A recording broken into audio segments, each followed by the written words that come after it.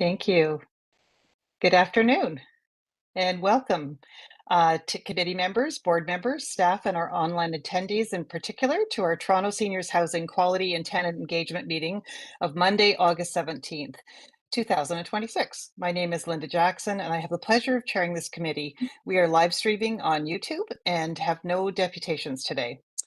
I'd like to acknowledge first that August is Emancipation Month and August 1st was Emancipation Day, which in 1834, the Slavery Abolition Act came into effect across the British Empire.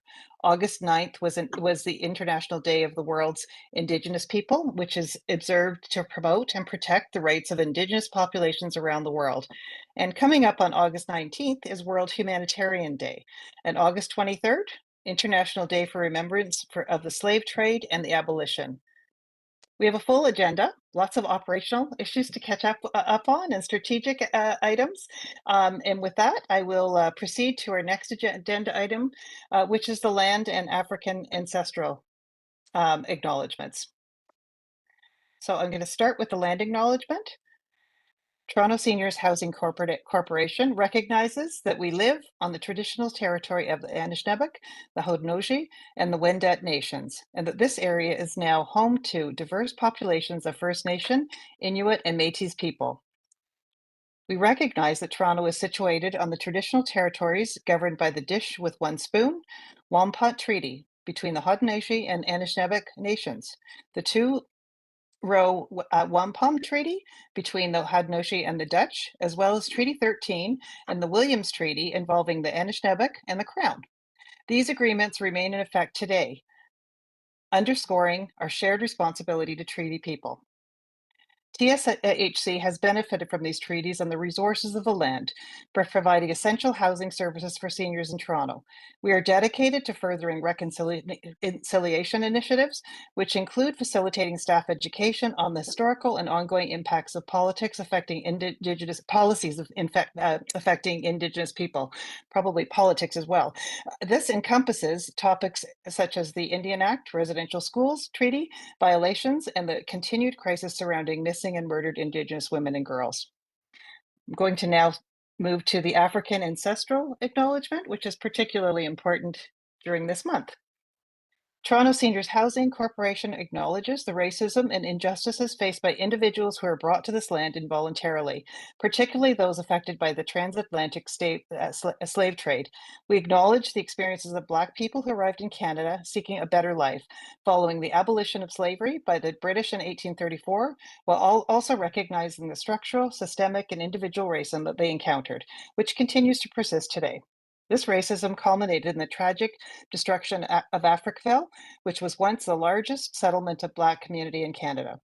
Toronto Seniors Housing is committed to recognizing all forms of racism, especially anti-Black racism, and is actively working to combat these injustices. I ask you to take a moment to just think about these words. I sometimes feel we read them and we don't actually take a time to even just think a little bit about what the meaning is behind them. So just for a moment.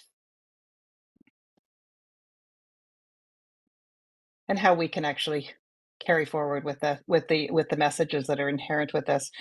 We'll now go on to our next agenda item, which is new business and approval of the QTech public meeting agenda. Does any board members have any new business or additions to amendments to the agenda? Okay, hearing none. Can I have a QTech member move that the August 17th, 2026 public meeting agenda be approved as presented? Moved by Jess, seconded by Jim. All in favor? Thank you, and welcome, Councillor Crisanti. It's great to have you here too. We have quorum, which is great. Okay, we've got, with all that in favor, be resolved that the August 17th, 2026 public meeting agenda as presented is approved. And we'll now proceed to the item 4, which is the conflict of interest.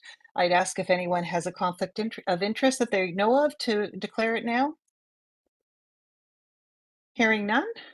We will move, we'll assume that no one has a conflict of interest. If that changes during the course of the meeting, please just stop us at that point and we will acknowledge it at that point. Okay, so we're going to move on to the approval of the minutes. Does anyone have any comments or edits to the QTech public meeting minutes of June 1st, 2026? Okay, hearing none, may I have a QTech member move that the minutes, the public meetings be approved as presented? Jim, seconded by Jess. All in favor? Terrific. With all that, with that in favor, be it resolved that the QTech public minutes are approved as presented. We'll now proceed to the action items, which there's not too many, but I will pass it to Grant to discuss the one item on our list.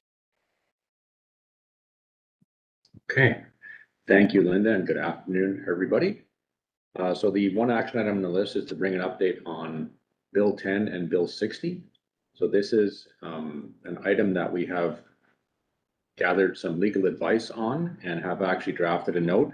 We're just finalizing the note and we'll be circulating it to board. Just for awareness, Bill 60 is the Fighting Delays Building Faster Act. It's about essentially looking at how streamlining health processes associated with the LTB can be streamlined. And Bill 10 is to Protect Ontario Through Safer Streets and Stronger Communities Act. Has to do more with regards to illegal drug activity in buildings. I can let the committee know that on Bill 10, the second one I just mentioned, there is going to be an exclusion anticipated for TSHC in that context.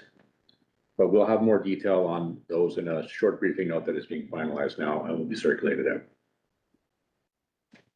Thank you. Thanks for keeping an eye on that item because it was from a little while ago and we don't want to lose track of it. I know people are interested in knowing more.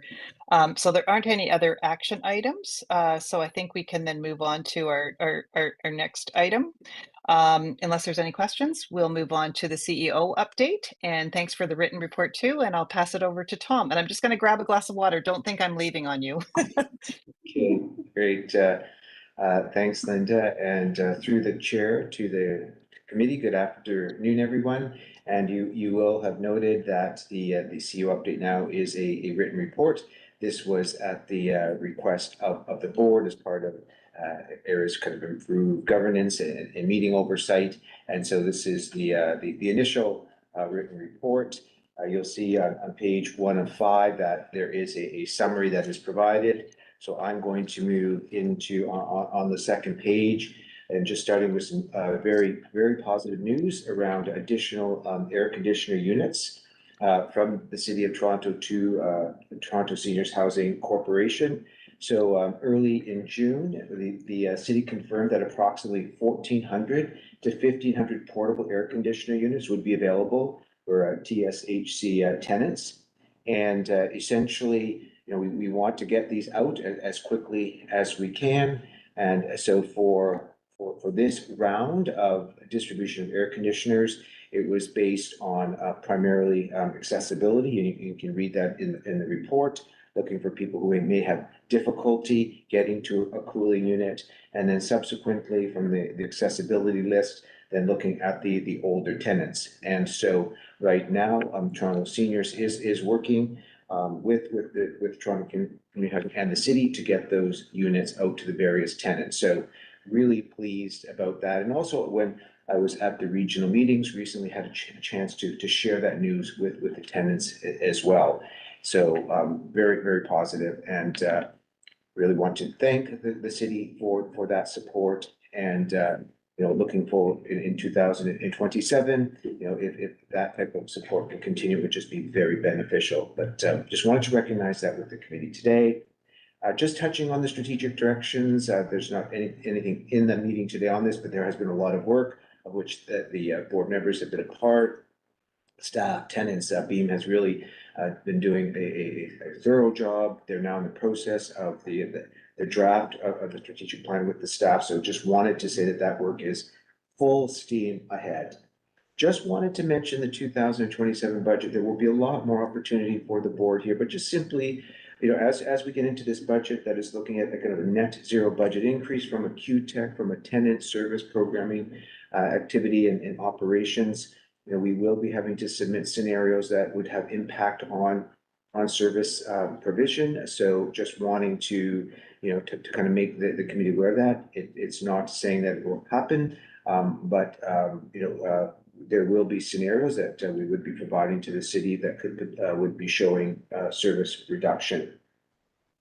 Also, just want a report on the summer tenant regional meetings. Deanna has more for the first half, but we just had a round of meetings. They were extremely well attended, 50 to 60 tenants at each one of the regional meetings, and topics. We had a longer CEO forum at these sessions for asking questions. There was the community service coordinators, our staff, who they highlighted some of the work of the tenants in their areas. And then also the City of Toronto participated, providing information on community programming and registration processes to support improved accesses for seniors, services for seniors. So just continuing to work on that awareness around programming and services. And also for this update, the board and with this committee aware of with the LA Center now no longer at 55 Rankin and 1775 Eglinton, just wanting, you'll see in the update, just some details about the programming that is at those buildings now and is going to be. So really building a robust programs and activities for those tenants, kind of moving forward now, that the LA Center is no longer there, but just wanting to affirm with the committee that things are moving forward very well. And then just finally, the Lawrence Heights development. This is kind of new information for this committee, and the board is often kind of interested in what's happening around seniors housing and developments with TCHC. So we just thought that this would be an opportunity to bring this work forward around the Lawrence Heights development of the plan for a seniors building. Just for a point of reference, Lawrence Heights, it's in your Lawrence Avenue West, Allen Road, just north of Lawrence. So that's a very large development, and as the report indicates, looking at 171 one-bedroom homes for seniors, and it would be a combination, primarily rent geared to income, but also some new affordable housing. The report also highlights aspects around accessibility that are being considered, sustainability, and then other features being proposed within the design of the building. And the concurrent completion date, we're looking at the fourth quarter of 2029, so it's a way off, but we were sent some information from TSHC regarding this work, so just thought it would be interesting to introduce it to the committee at this point in time. So that's my update for today. Thanks. Thank you. And just with Tom mentioning about the strategic plan, we are trying to make these agendas manageable. And you will see that the next meeting, which is coming up actually fairly quickly, will actually have a greater focus on the strategic plan. And I know the leadership team has been working really hard at getting to that point. Is there any questions or comments for Tom on his report? Jess?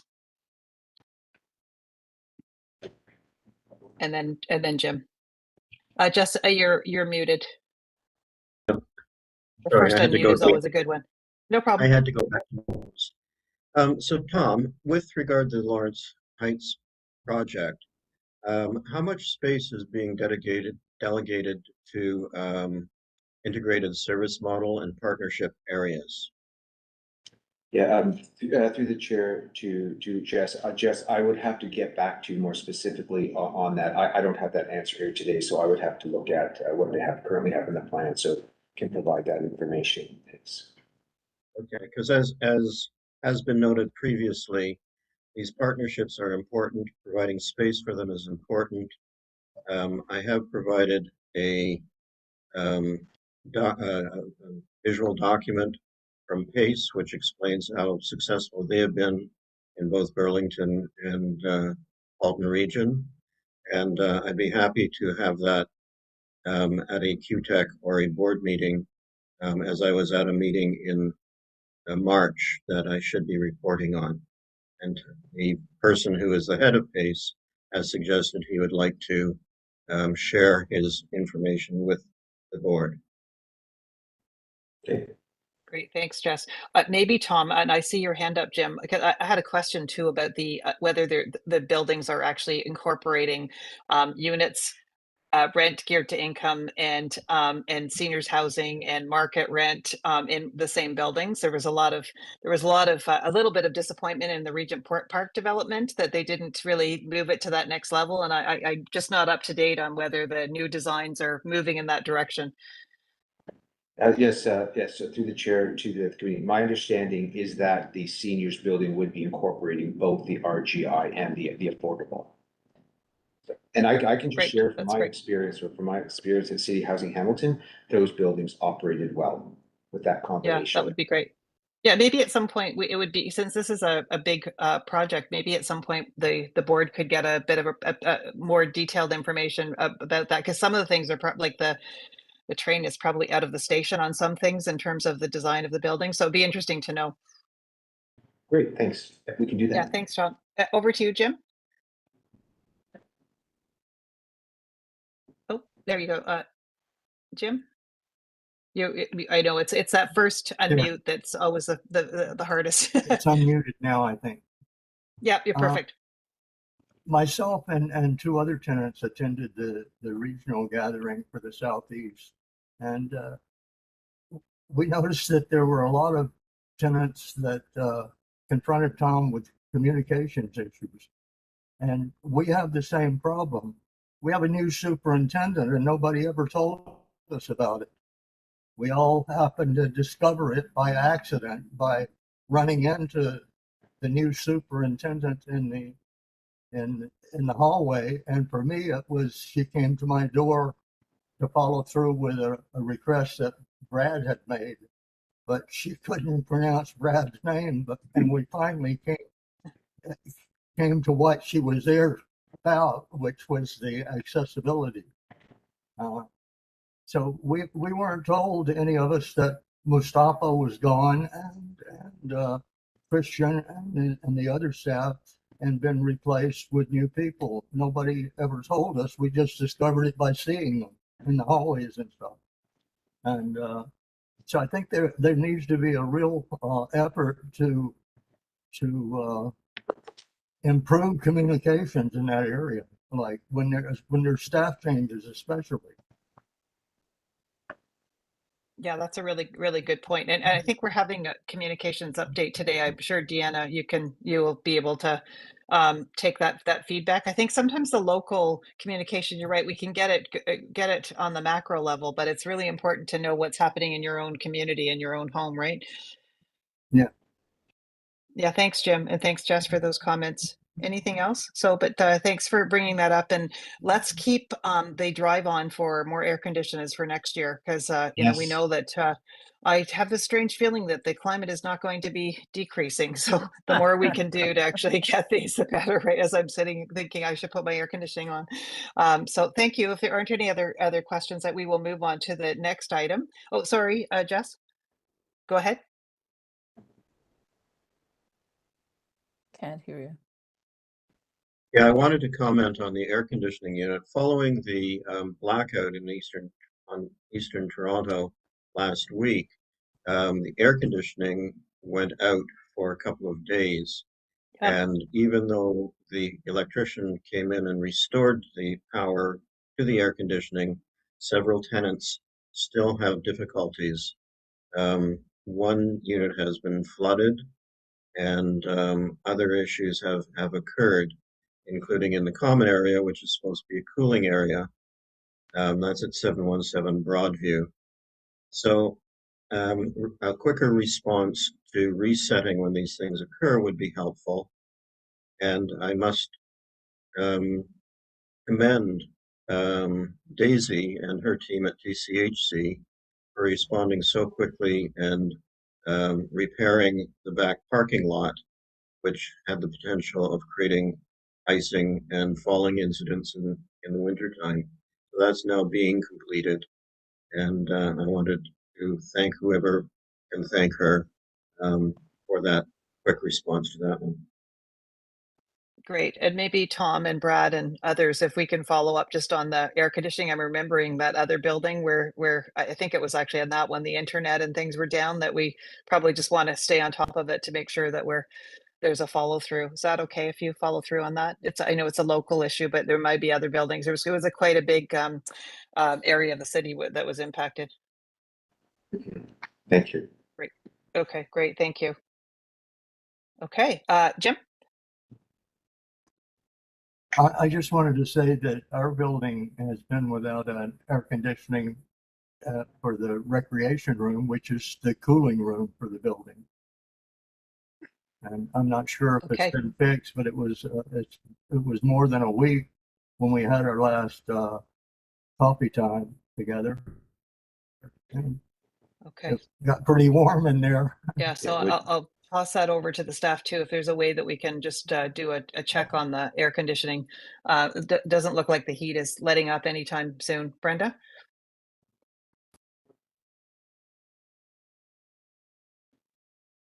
I think you're on mute, Brenda.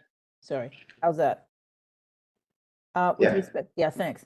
Tom, you mentioned 1,400 to 1,500. That's for the whole city. Are we being allocated just a certain number No. for us? That's through the chair to the committee, to Brenda. That is for Toronto seniors. Oh, specifically. okay, Yeah, Yeah, yeah, so that was in the report. okay. If you I if you couldn't recall, figure that out. Yeah, last year was 500 for the city, and we were successful. Our tenants were successful in just over 100 air Right. conditioners. So this is definitely very favorable, a bonus. And what percentage of our current buildings, just roughly, are air conditioned now? Brad, you can correct. We have two of our buildings, which are, well, just two of the 83, which have air conditioning. Oh, that few. Okay, I thought it was closer to 50%. Yeah. Okay, No. so this would be a great boost. Great. Absolutely. Thank you. Send her thank you to the city, Andrea and Tom. I think that is a pretty big big jump up, but we want to see that happening. That's going to be great. Okay, thank you. We're going to move on to our innovation and research update. You'll recall that our the agenda in June had quite a few items, and we weren't able to get to the innovation research update. And I think, and so it was deferred, and now we're moving it over to this meeting. And I think, Tom, you're going to start with this one.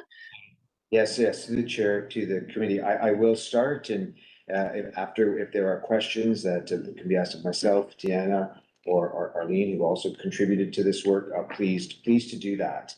And as Emma just puts up the slides, which you have a copy in your deck, but just some general comments, just to help kind of frame this research and kind of innovation update, recalling that one of our 4 strategic directions is and relates to innovation, to develop and promote innovation and leading practices which contribute to seniors' well-being.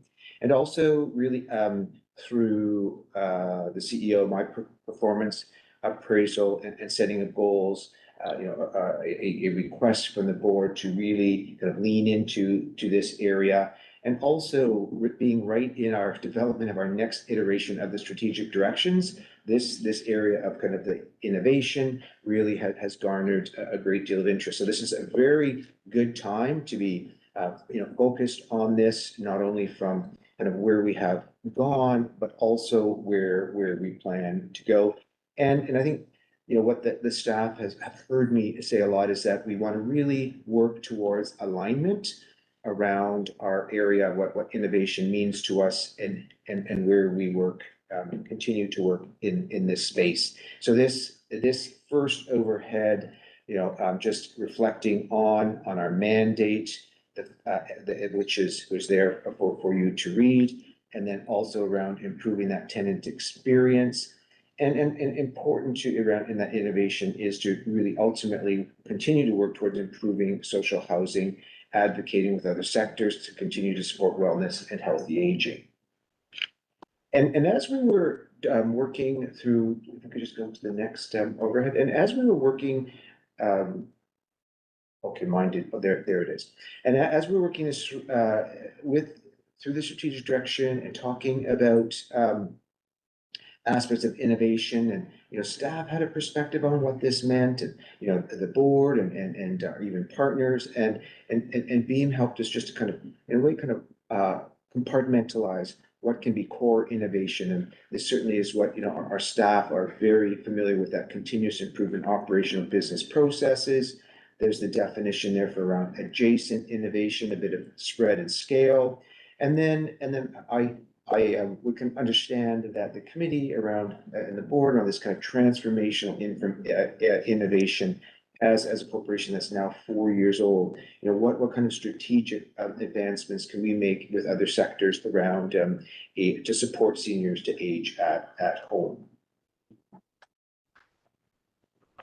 And with this next couple of slides around just delivering innovation in 2023 and 25, this first kind of speaks to kind of quantifying some of that innovation activities specifically related to our strategic directions. And once again, I just highlighted there what was that objective around promotion of innovation and leading practices. And then the next just talks about, this was over the previous 3 years, this innovation, and you'll see that the slide one is the core innovation, adjacent innovation, and then then we have one on transformational. If you just flip back there, Emma, around even core innovation, just you'll see the 4 that are listed there. But when we think of something like how we co-designed our community and activity fund number 2 there, for example, that's a good area where staff and tenants were very involved in some of that core innovation.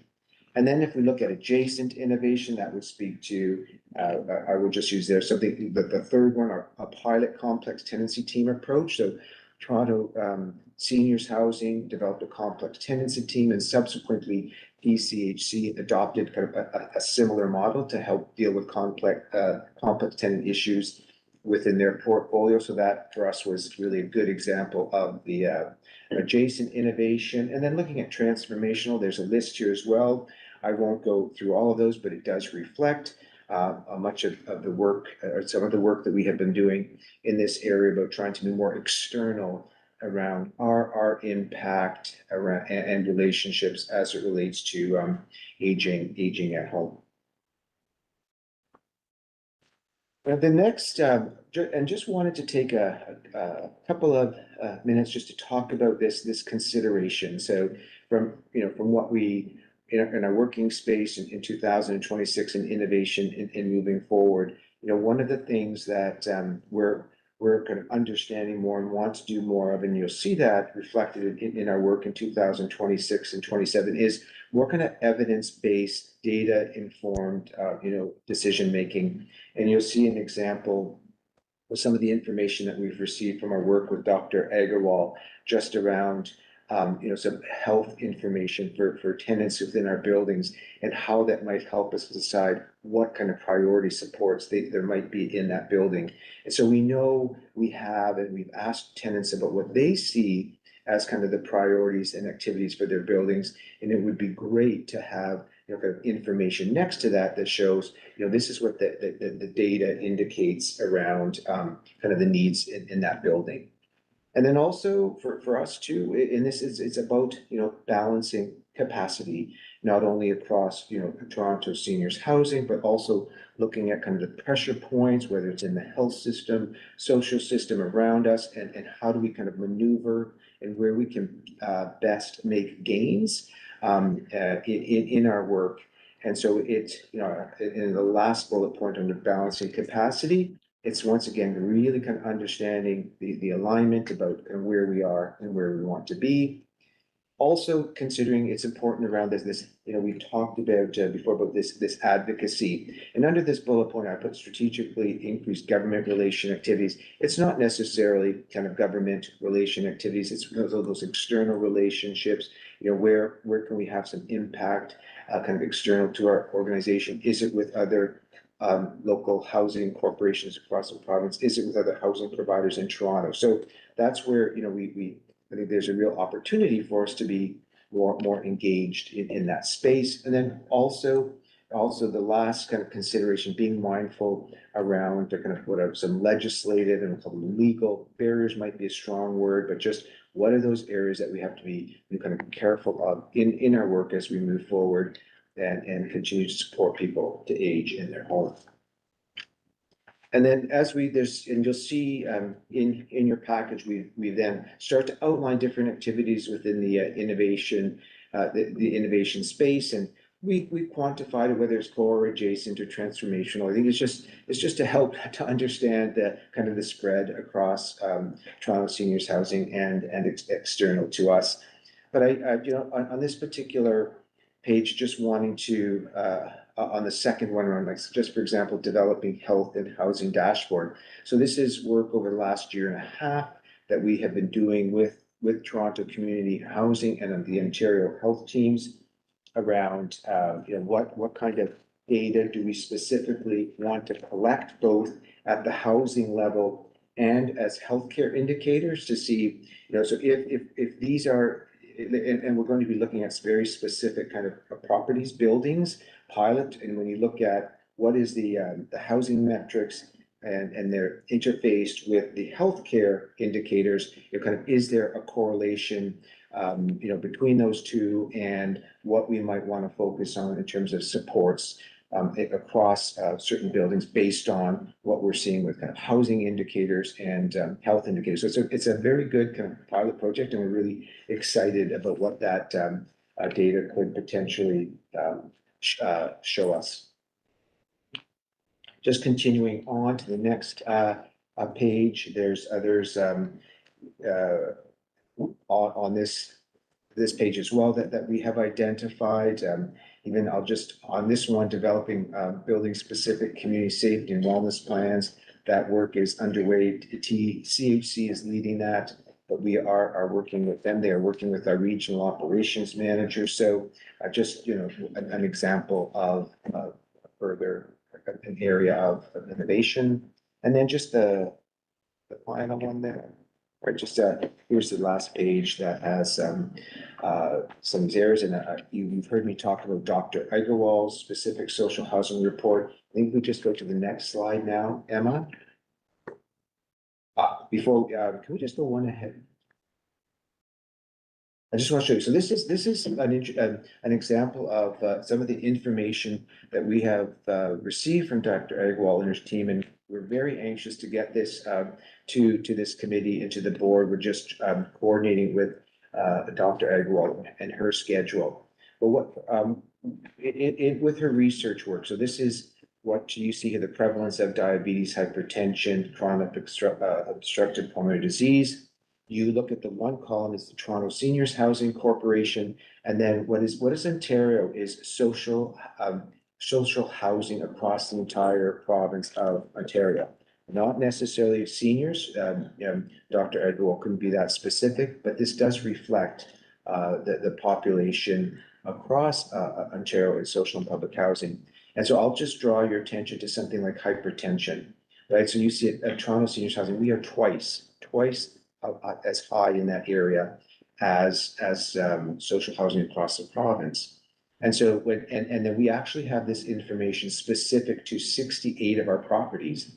And so we can start to look at, you know, where are some of these heart matters of high prevalence, and subsequently what supports what might we need there. So it, for us, quite exciting to see this type of data and how we could potentially use it to identify supports for particular buildings or areas. And then there's just another one with Dr. Agarwal. Do we have another one? Was that just one with Dr. Agarwal's data?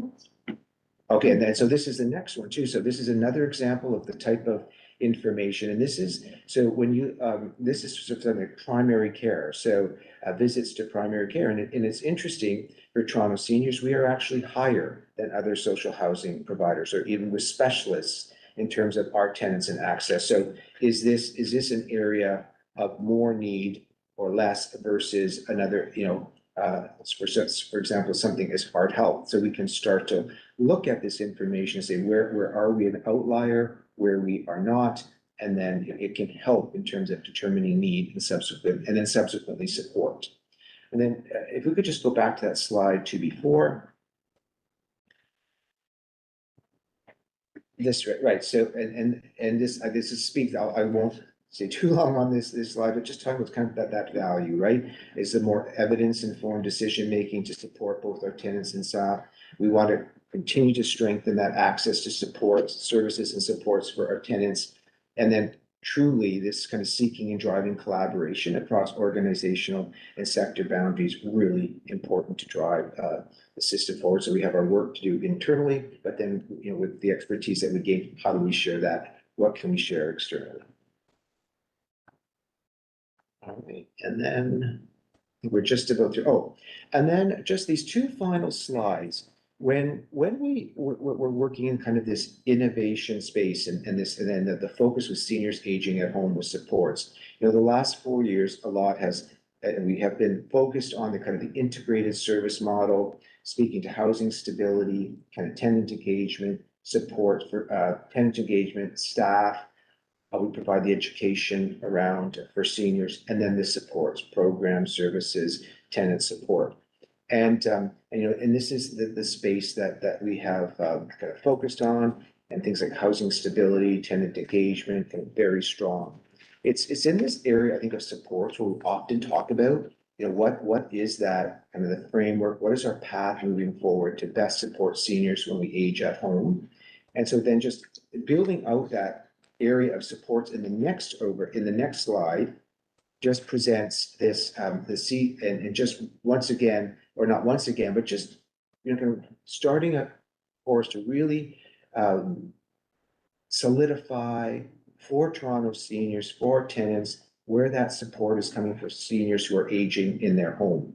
And I think what's, you know, in our work, what's really become kind of important to me and important to our understanding is that it is that focus is not in any one space. It's in several areas that we are trying to move forward to support aging at home. So there's no one solution fits all. As we look at a kind of a strategy and a direction, it'll be what are the actions that are needed in these areas that I've articulated here to continue to best provide an aging support for people to age in social, in community housing. And I won't spend too much more time here, but just a bit more explanation around each one of these bullet points. And we just do a little circle in the center, kind of the the four kind of regions of Toronto seniors housing. But we have individual tenants who organize their own support. So somebody living in their unit through their, let's say, GP or family, organize Ontario Health at Home, care provider comes in, we're unaware, it happens, sometimes we know about it. Then there's this really important area as well on staff, the next one down, staff connecting tenants with outside agencies, right? So our senior services coordinators connecting to a community program and or a rec program, whatever it might be for that tenant. Better information to make that access to services happen. And then we have staff supporting tenant and agency-led services and programs. This is, you know, you'll be hearing more from Deanna about this today, just in terms of how staff have supported tenants to build increasing programs and services across many of the buildings, some more successful than others. We've heard, and then there's the lead agency facilitated by staff. We've heard the work around Baycrest, Toronto East Centre in the east. We're looking at a potential expression of interest for another area of our portfolio. So that is a way to of coordination and integrating, you know, kind of health services into buildings. And then we've also important within this kind of metric around seniors aging at home is our staff growing relationships with the City of Toronto. You know, we are reminded time and time again that there's the potential capacity of a lot of support from our tenants with the different programs and services being offered by the divisions of the city. And then just finally, this I'm referring to as kind of organic tenant activities and events. You know, we are working hard, tenants work hard to have informal gatherings with our volunteer orientation, volunteer programming now, really trying to build that kind of that asset-based community development aspect within our buildings. How do we better minimize isolation, right? Which is very important for people to age in home. So, you know, just wanting to kind of keep the committee and as the board, as we move forward within our strategic directions, thinking and reflecting on the aspect of aging at home for our seniors. Where are we kind of innovating in this support space to best to sustain what we have, but also to best move forward. So I've done quite a bit of talking, and so I'm going to I'll leave it there for anyone to ask questions. Thank you. Thanks for that overview, Tom. That was great. I see Brenda's hand up, so I'll ask if anybody else has questions too. Brenda, and then Fareed, and then Jess. Brenda, go ahead.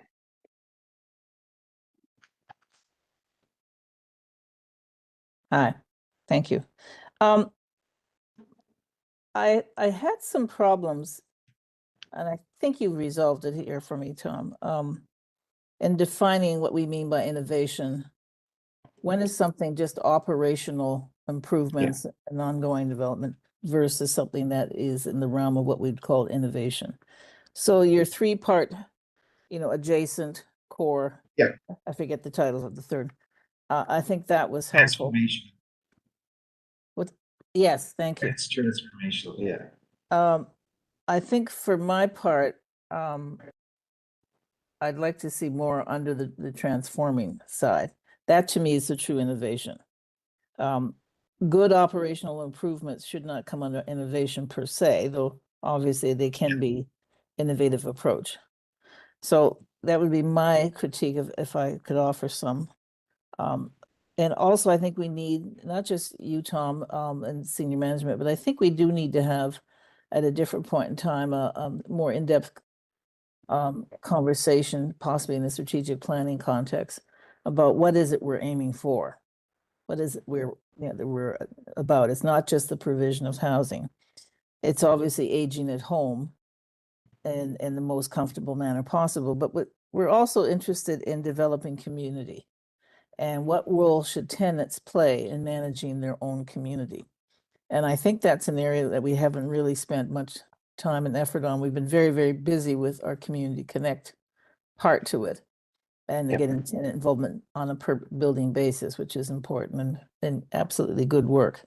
But I think going forward for me, I'd like to see collectively a little more discussion about what we mean by innovation and aging at home, and where do we see our role in any sort of transformative, innovative arena.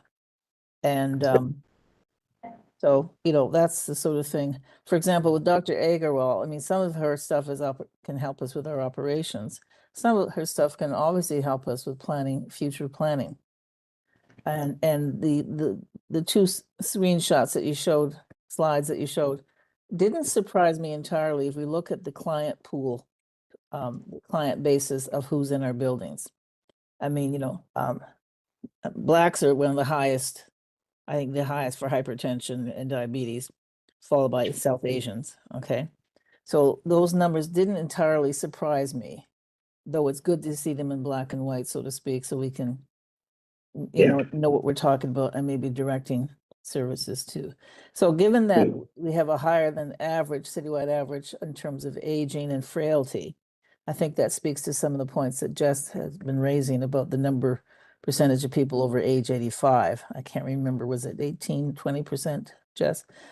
And that will be growing, obviously, as people go through the age ladder. Yeah. Thanks, Brenda. So those would be my comments. Thanks, Brenda. And did you want to respond to that, Tom? And then I'll get to Fareed and then Jess. Go ahead. I won't be long, but just through the chair to the committee, and Brenda, your comment about your understanding of what innovation is, I think that's really important while we're going through this, because like staff were like, they feel they're innovative, right? From the feedback we're getting. And so I think it's really important to get that alignment. And secondly, it's coming out of the strategic direction. There is more. You should see more around community, and it is called out more around the community. So that is good. And just something, I mean. With Dr. Agarwal's information about how there's going to be some real aha moments. I was just taking a quick look at it, some summary of this health information, and where we have these highest those diseases that you saw. Out of the five highest buildings with those diseases, they are in this. Was it 3 or 4 to 5 are in the Scarborough area? And Yeah. so it's not only about what it is, but it's where it is. So Yes. there's Yes. some very, we have to get this information to you and start, yes, but just wanted to share those quick points. Thanks. Yeah. That's great, Tom. Fareed?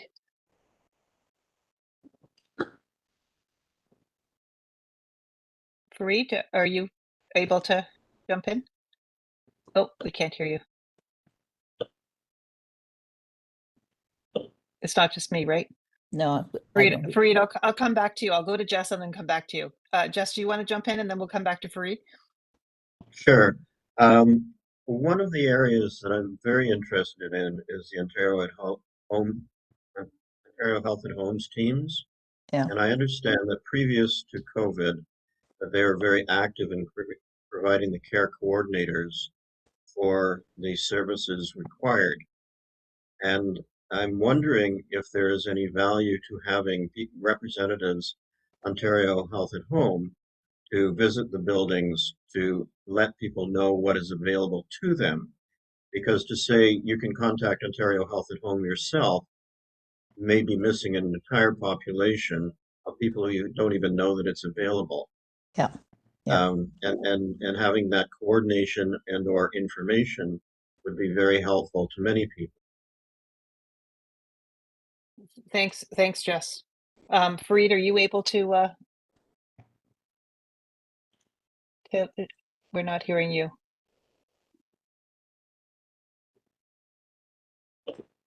Is he frozen? Oh no, there he is. Maybe he's not here. But I think he's probably putting something in the chat.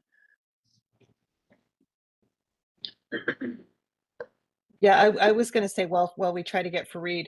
Tom, it'd be interesting with using Dr. Agrawal's data. I mean, to actually maybe have a little bit more information. It's very interesting, but just even the point that you made that it's actually social housing across Ontario, like even the average age would be like, if the average age for all of Ontario is 35 and our average age is 80, then it's not as startling. But I think I think the innovative part, and not to be underestimated, is buildings like ours have not had this data before. So it's not going to solve everything, but I do give us credit. I think this is moving in the right direction to have a better glimpse. And I really thank the tenants for actually allowing for the information to be shared. Because remember that people are living in their private apartments. This is not a retirement home. This is not even social, supportive housing. These are individual apartments where people actually have agency to coordinate their own health if they want to. So I just wanted to say that this is good that we're actually moving in that direction of having that information, and it's a step towards then actually targeting the kinds of programs and services and bringing that information back to the tenants in terms of how they want to manage, right? Yeah. I guess just through the chair, just my comment, Linda, just want to make sure this information that Dr. Agrawal, she has kind of collated it from various information sources up by postal code across the country and with our buildings. And so it is, the tenants were not specifically involved in this, right? It's aggregate Gotcha. data. And the nice part is it can be reproduced time and time again. So it's just not a point in time, which will be of real value. Yeah, that's great. That's great. No, it's a starting point. And I think the point of seeing how this actually plays into our strategic directions will be important. And there's lots of things that I think we will want to see there. Any other comments? I think we've lost Fareed now. I think maybe he's signing back on, but we'll give him an opportunity. I didn't see anything in the chat. So Karen, have we found Fareed? Correct, Madam Chair. I believe he signed off to sign back on. Okay. If you wanted we'll just to continue. Okay, we'll give it. I'll give him the opportunity to jump back in. But if there aren't any other questions, we'll move on to the next item, which is actually an approval item, and it is actually our rent geared to income review body. And Karen wanted us to know that there was a slight spelling issue in page 41 of the package where schedule had an extra S. Now that's detail, so we've got that. But maybe Madam before Chair? I just go there. Yeah, I see Fareed. Are you Thank able you. to communicate now, Fareed?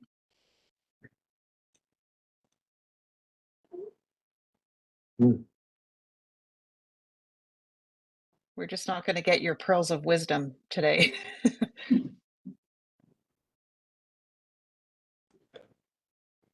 Oh, no, oh, are you there?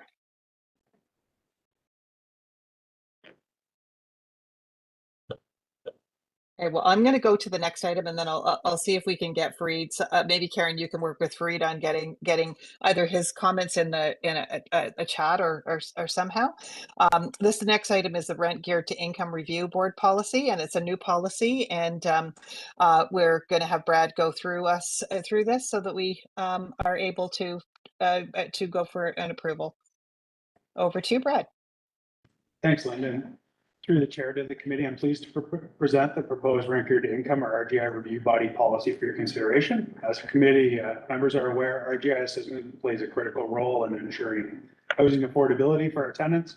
And given the significant impact of RGI eligibility and the subsidy decisions can have on residents, it's essential that we maintain a fair, transparent, and accountable process for reviewing those decisions. This policy has also been developed to satisfy our requirements under the City of Toronto's Rent Geared to Income Administration Manual. And the manual requires housing providers, including TSHC, to establish a board-approved procedural reviews governing the review of RGI decisions. Policy before you today ensures that TSHC meets those obligations and remains compliant with the Housing Services Act. The proposed policy establishes a fair and independent review process for RGI administration decisions, clearly defines the procedural requirements, outlines decision-making responsibilities, and provides a consistent framework for conducting reviews. By formalizing the requirements, the policy helps ensure that tenants requesting a review have received fair and equitable treatment and procedural fairness.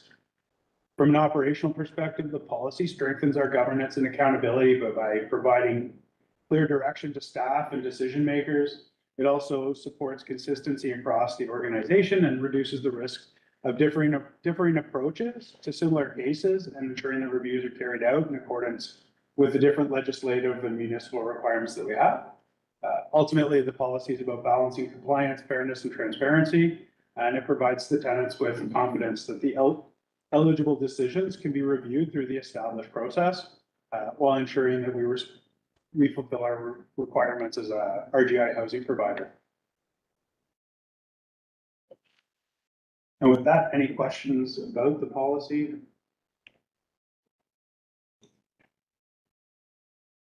Jim Meeks has her Jim, hand go ahead. raised, and then Jess. Jim, and then Jess, and then Brenda. Yes, I'm just wondering, what is the timeline for a tenant whose income has been reduced and they put in the application for rent geared to income? What is the timeline for waiting? Because I for 2 months ago and I've heard nothing from anyone. Thanks, Jim, and through the chair and to the committee.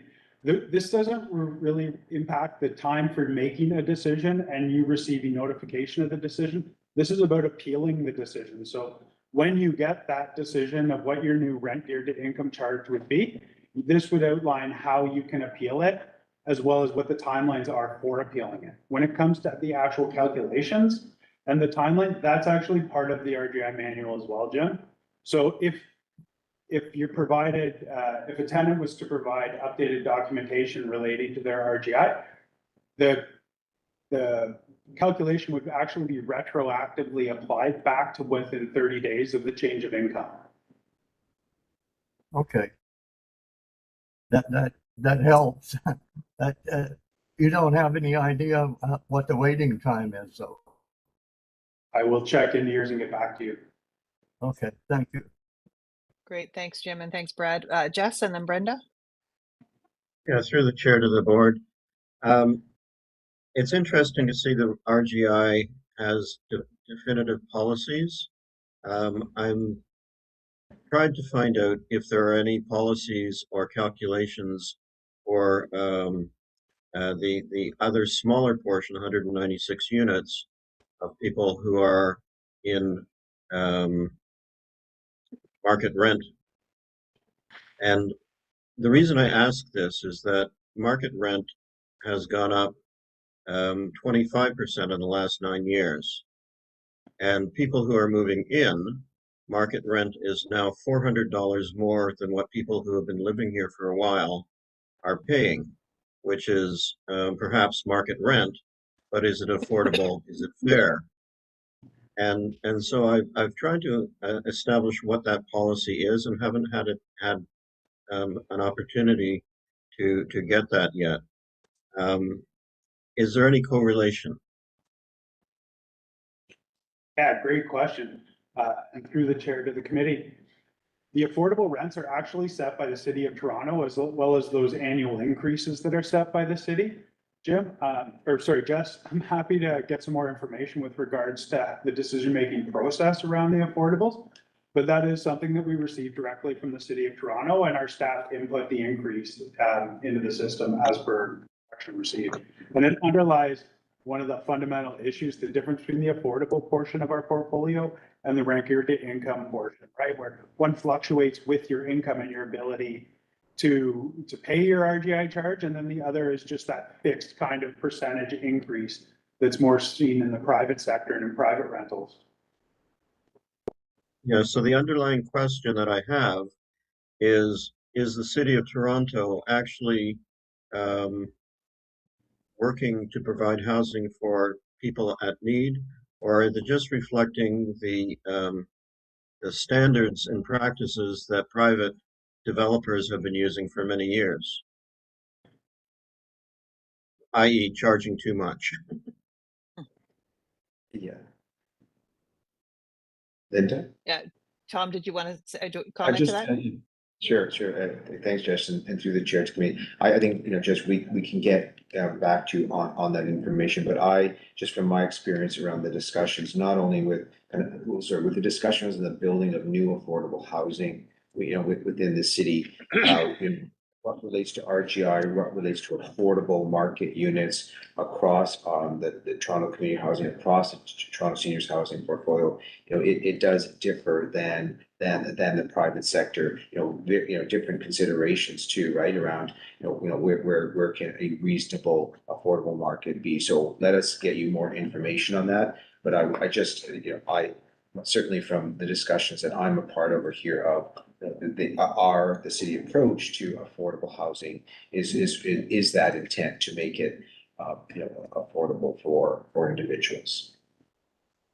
Thanks, and noted, Jess. Brenda, and then Councillor Crisanti. Brenda?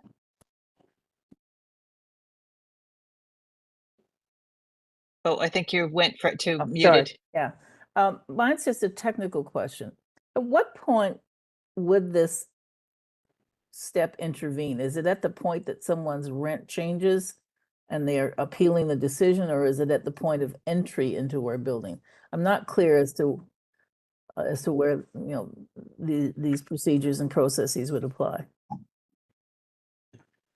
Through the chair to the committee, every tenant who receives a rent geared to income calculation, so they've supplied their income documents, our staff have gone through, they've used those documents to calculate what their housing charge should be, has the right to appeal that decision. And that's where this policy takes. It's their right to appeal it or to seek further clarification of it. So we are the housing provider, the designated housing provider.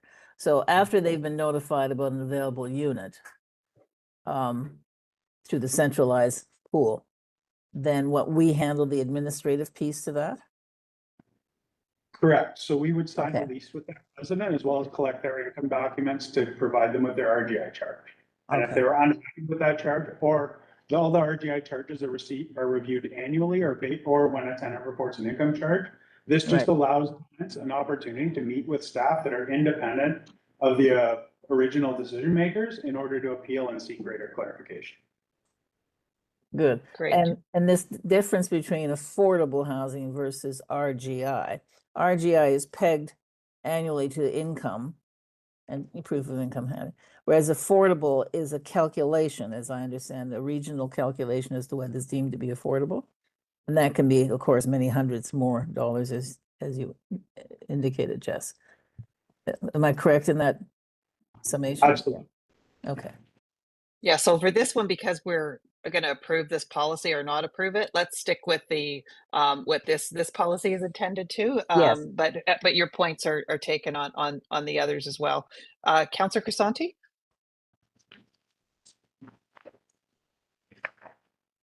So good afternoon, everyone. And but just a couple of areas of concern. I've been listening to a number of things that we've already talked about from the start of the meeting.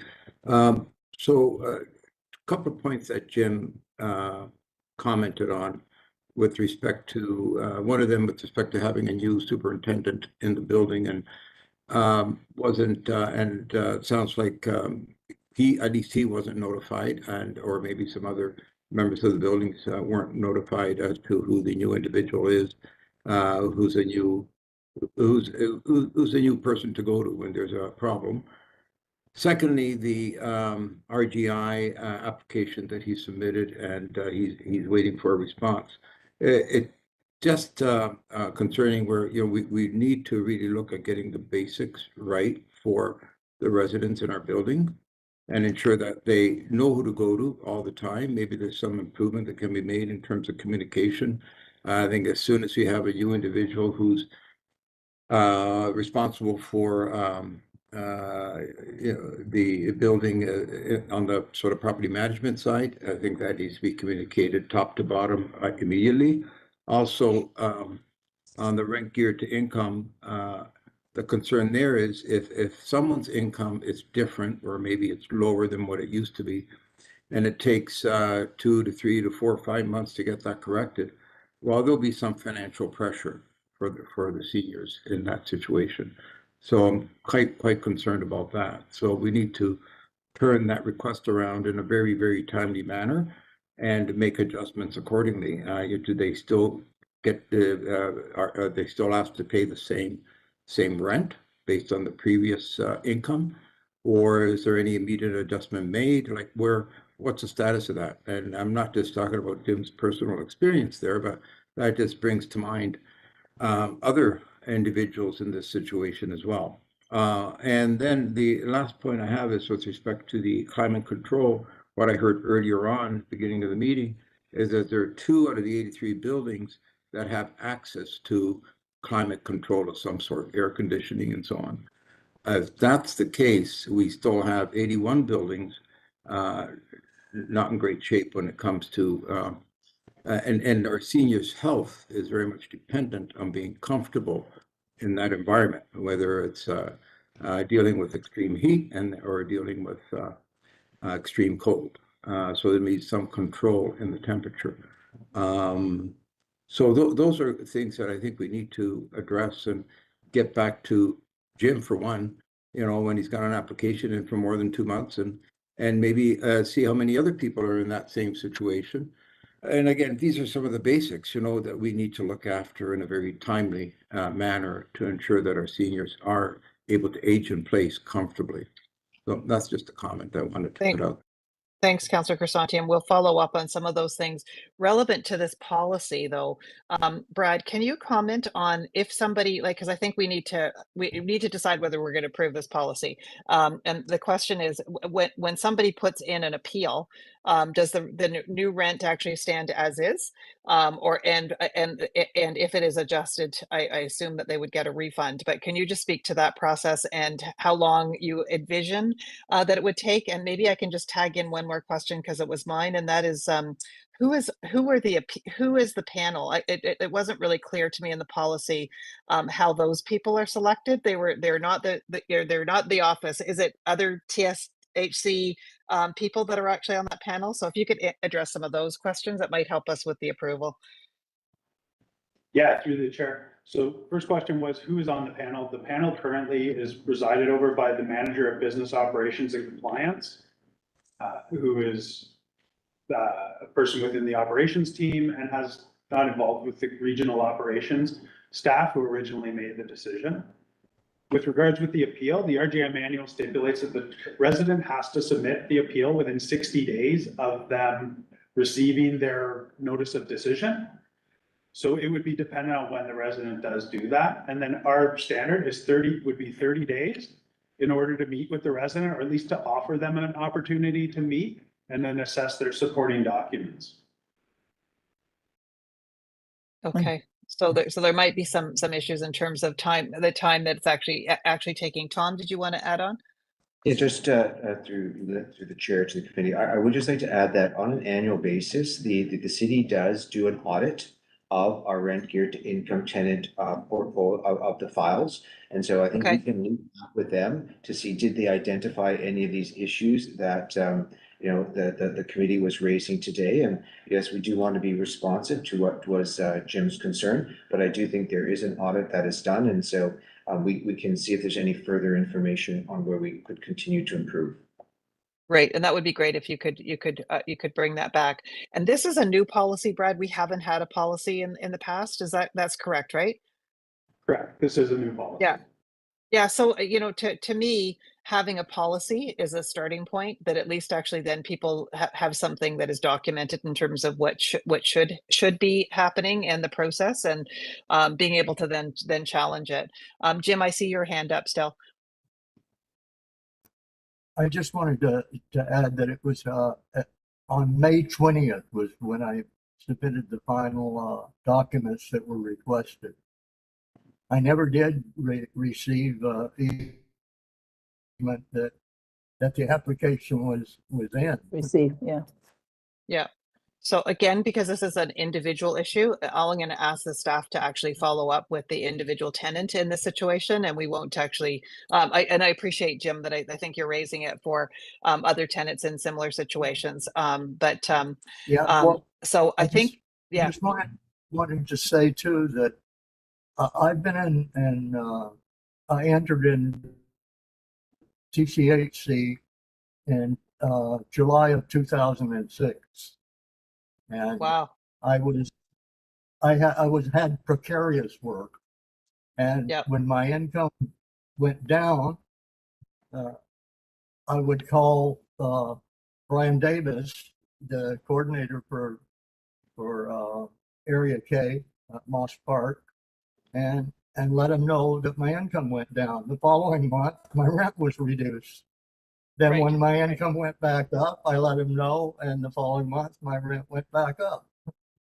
Okay, great. So Well, I'm gonna ask the the new staff process is to really do an individual follow-up with you, Jim, just in terms okay. of the situation. But I think actually and from the broader perspective, if we can get a better sense in terms of the timelines that it's taking, so that the policy is, you know, I don't think I did Okay. read the policy. I can't remember if the timelines were actually stated in them, and whether there's anything that we could, were they in there, Brad?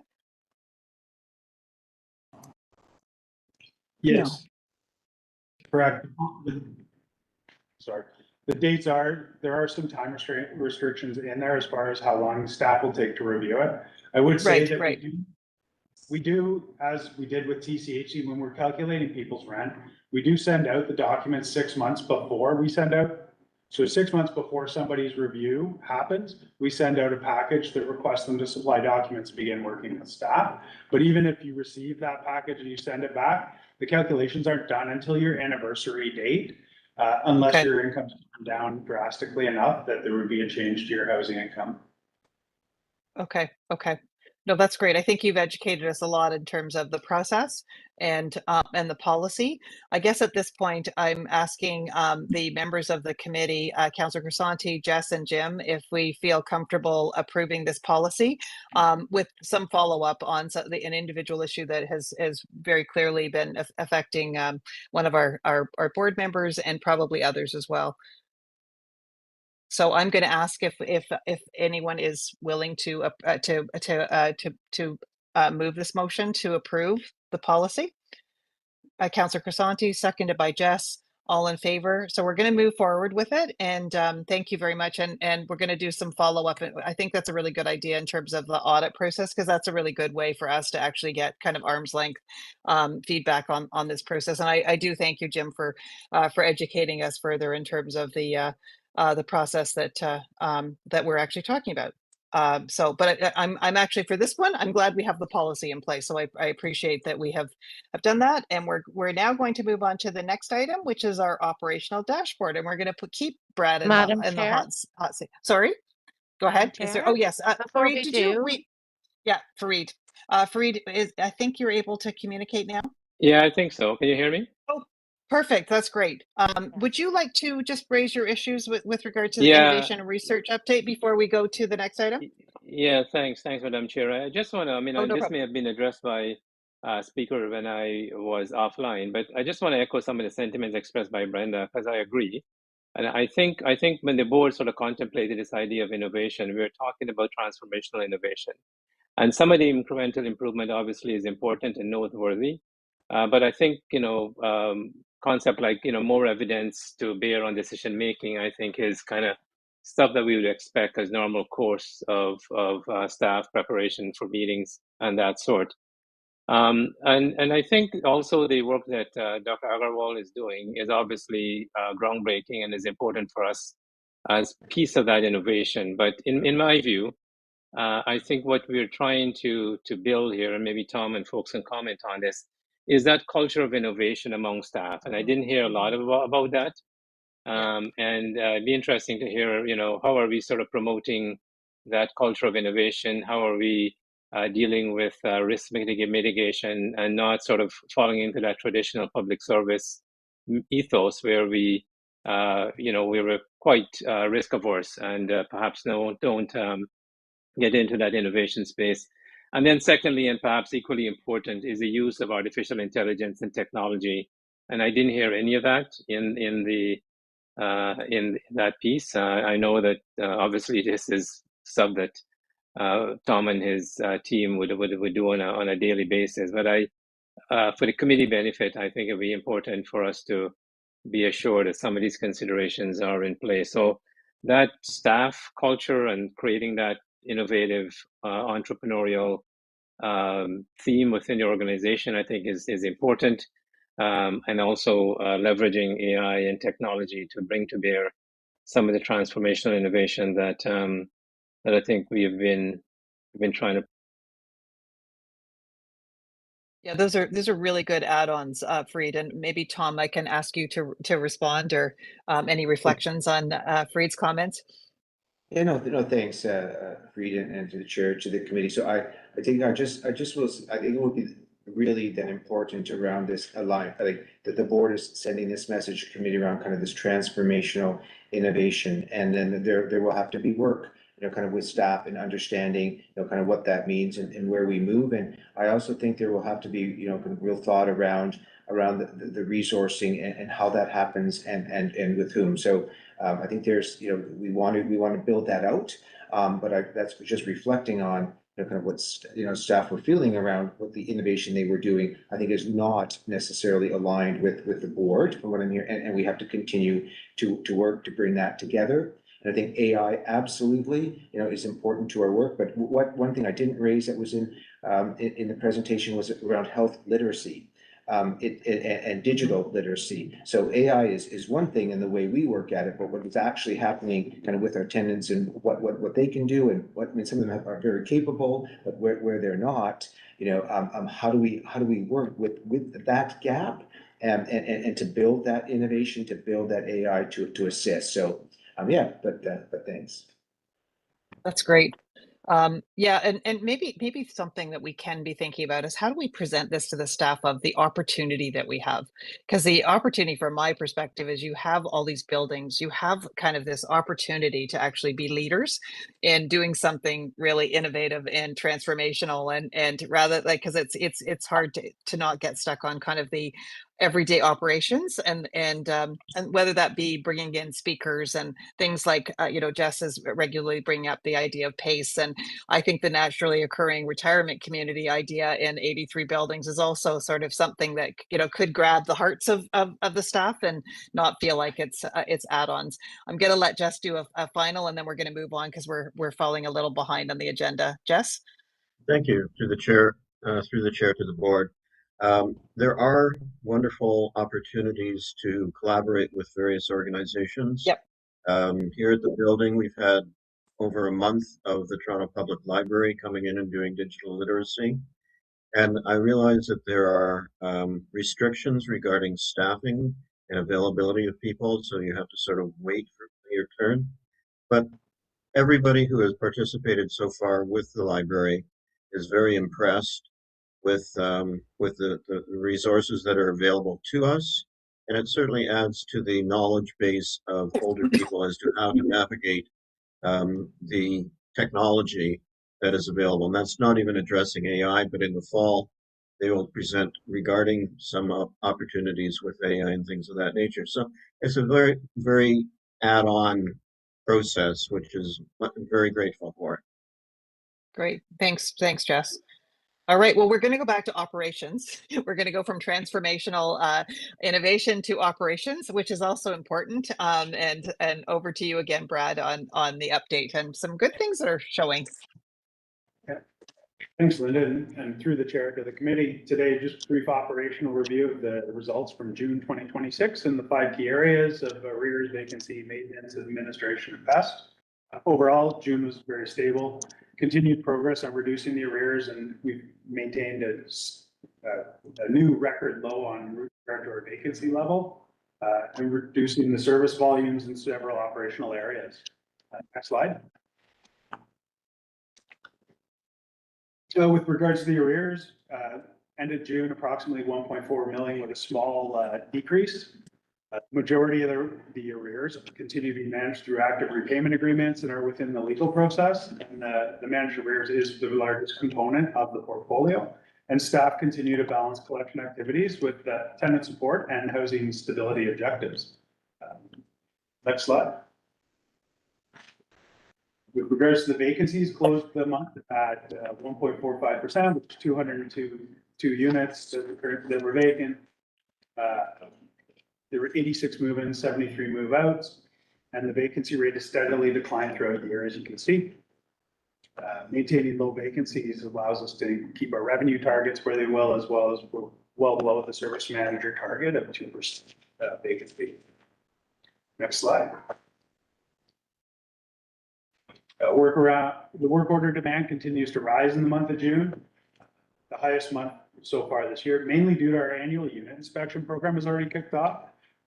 We've actually already inspected 25% of the portfolio, and that's meant that there's been 981 work orders created by the staff to address things that weren't reported by tenants within their units. And to date, 680 of those have actually been completed. Almost 82% were completed within 2 business days, and just over 91% were completed by the end of the month. Next slide.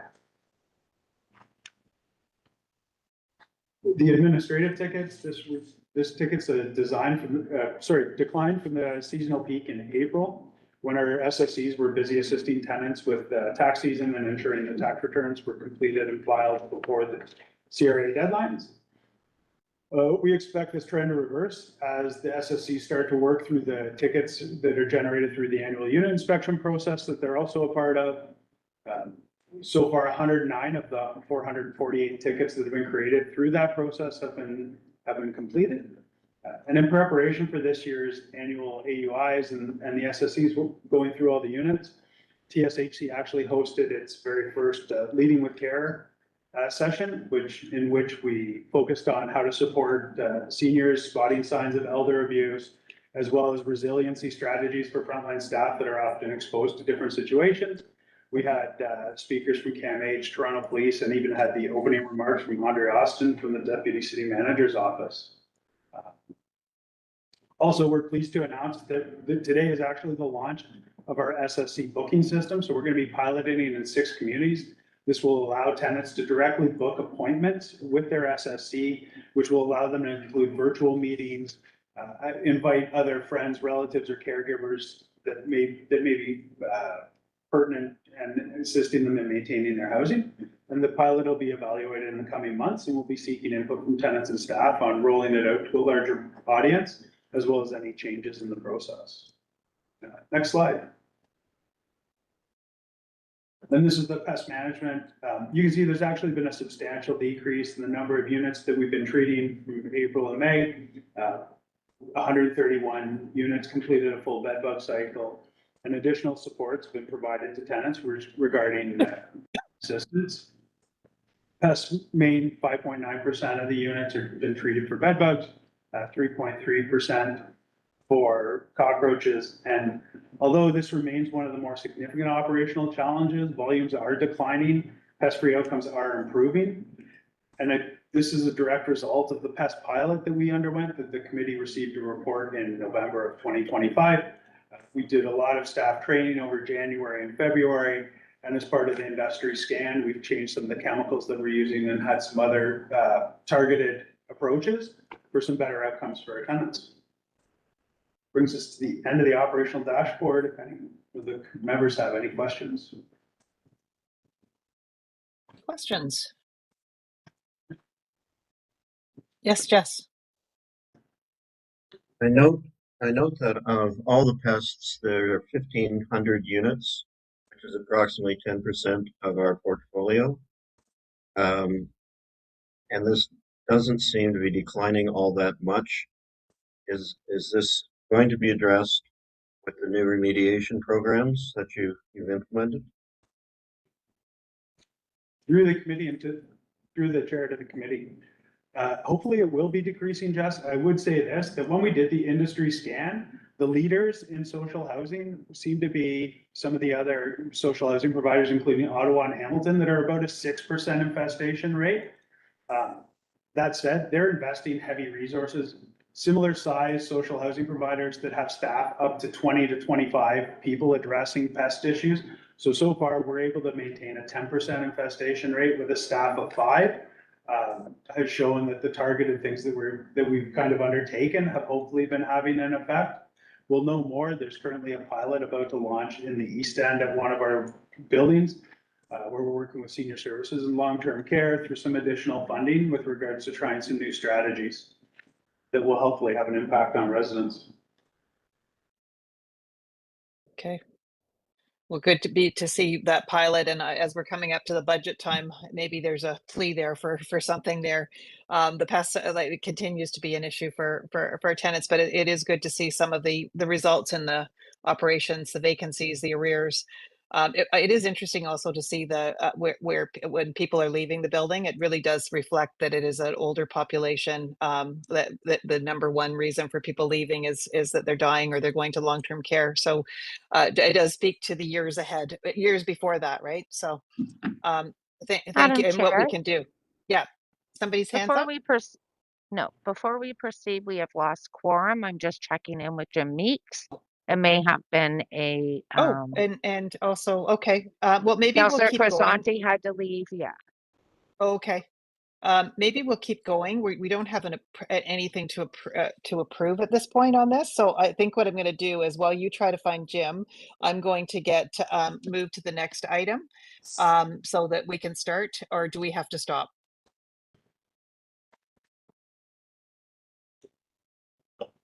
Since we declared as information discussion only, I believe we can go forward, but no motions can be done without quorum. That's fine. Okay, so we'll start the, I bet that we'll get Jim back on. Why don't we start? Thank you very much for the operations update, Brad. And we're going to go over to the community programs and partnership update by Deanna, and then followed by the communications update. So over to you. It's your turn to be on the hot seat. It's a warm seat, don't worry. Not too hot. I'm comfortable.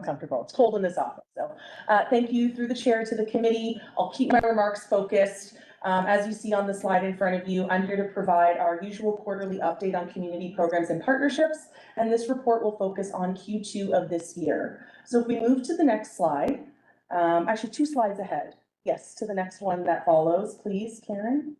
Thank you. So tenant engagement, we will start there. Oh, just one back. Sorry, I'm delayed. There we go.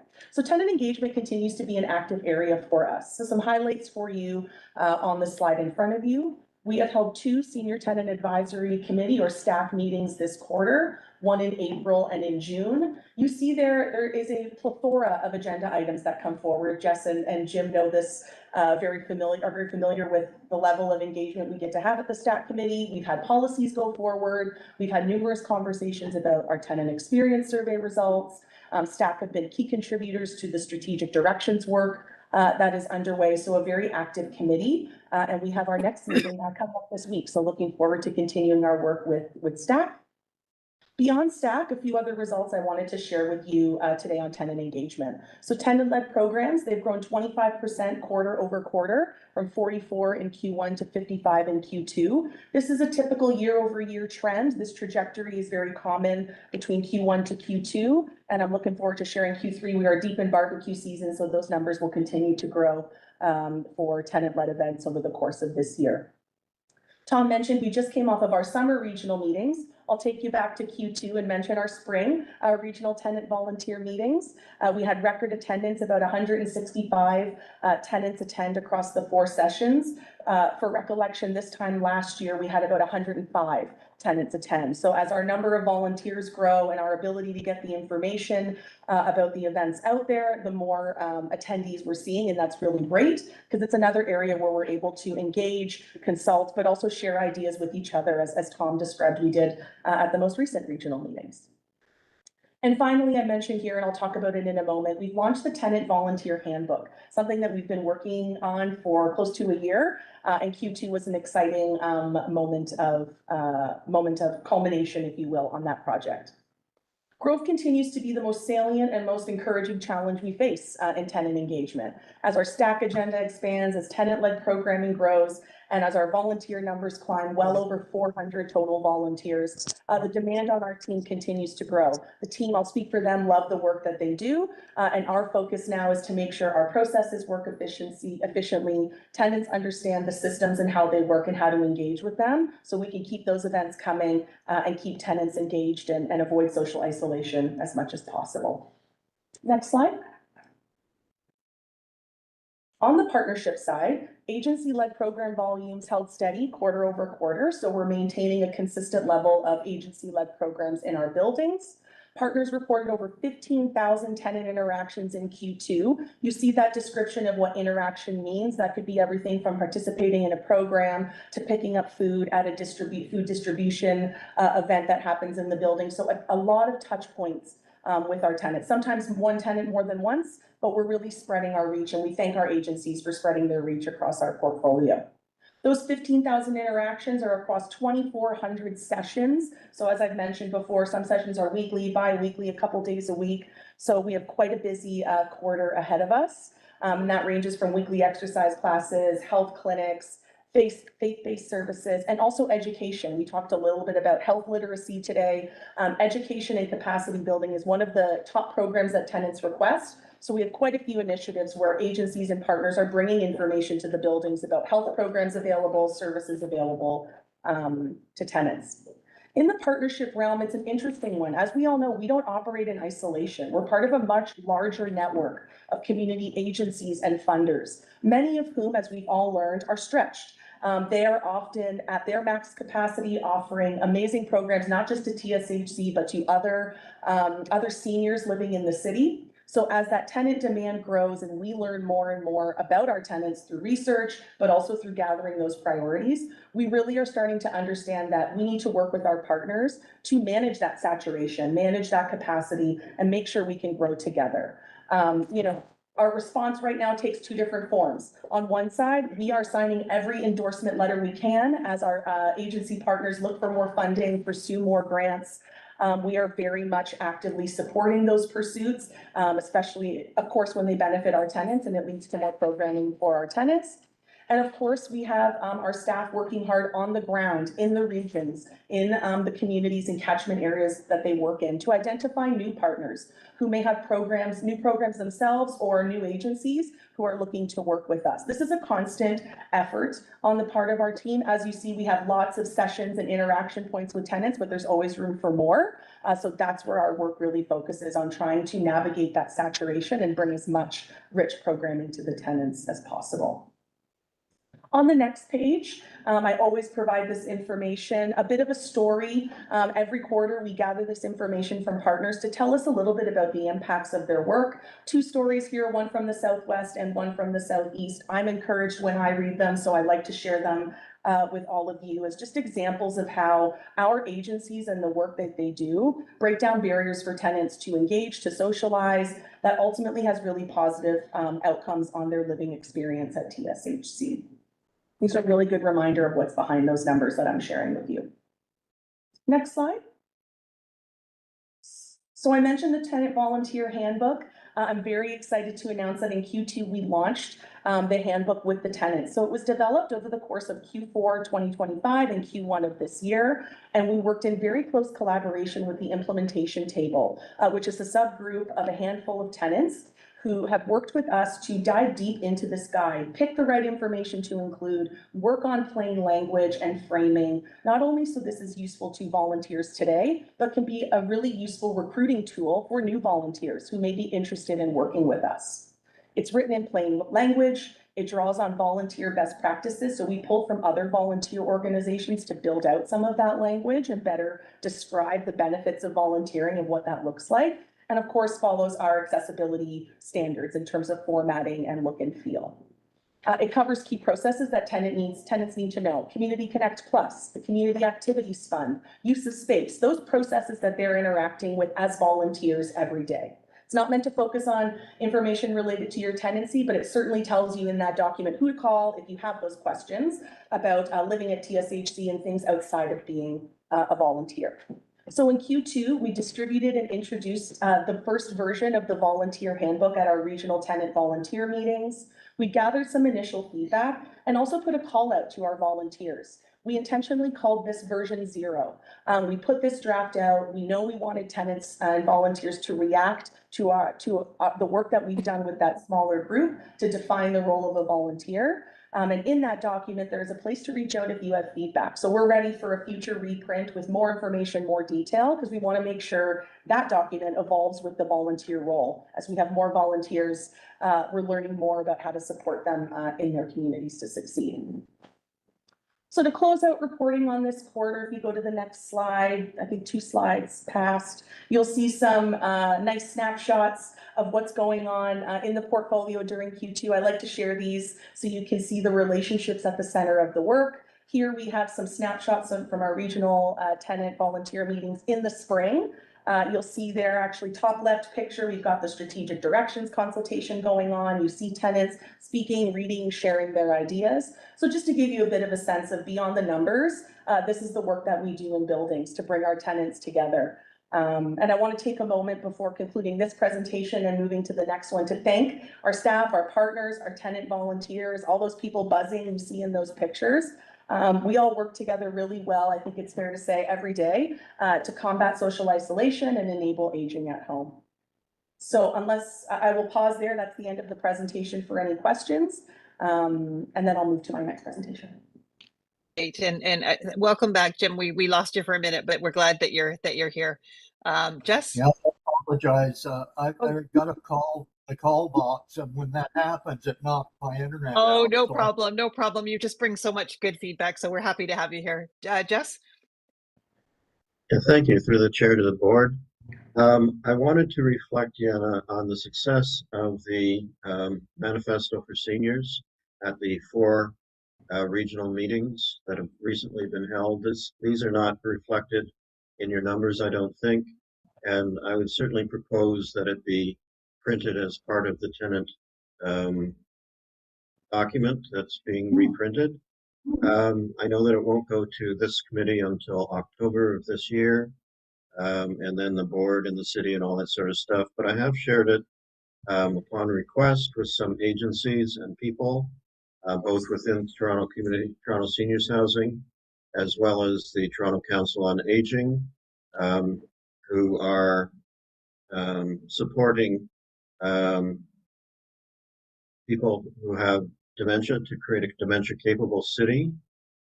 So these are all sort of growth opportunities based on the foundational material that's in the document. And I and others will be sharing this information with other agencies across the country, hoping to gather support and understanding of what it is to be a senior and how we should all be honored and supported. So thank you very much for that opportunity, Deanna and Tom, for being able to present to the 4 regional meetings. I know that Kiara found it very helpful, as did I and Bill. Thank you. Thanks, Jess. And I'm looking forward to having that at the October meeting. So thank you. And it's great that you'll have had feedback from a lot of people. So it sounds innovative. So thank you. Brenda? With respect to the volunteer handbook, is it possible for us to see a copy of that? Send it to the. Absolutely. It's on our website, so we can share a link, and we also have printed nice, beautiful copies, and we can get those to you folks as well. Okay, I just thought it's an important piece of work we've done, and any volunteer development stuff is important, so I just want to recognize it. Thank you. Absolutely. Yes.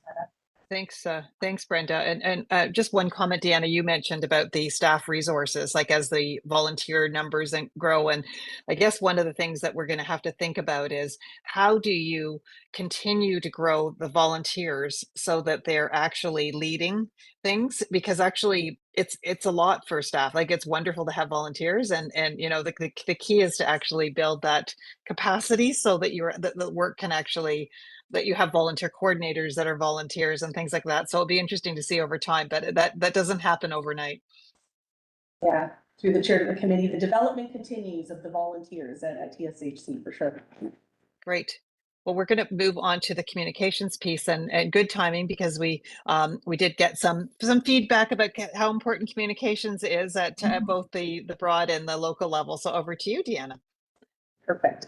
So again, I'll keep my comments as focused as possible. For context, my previous presentation was quarterly. Our communications presentations are twice a year. So this is going to cover the work that's been happening internally, externally, up to and including July 2026. So just to give you a sense of the scope of this report. If we want to jump to slide 4, that would be great.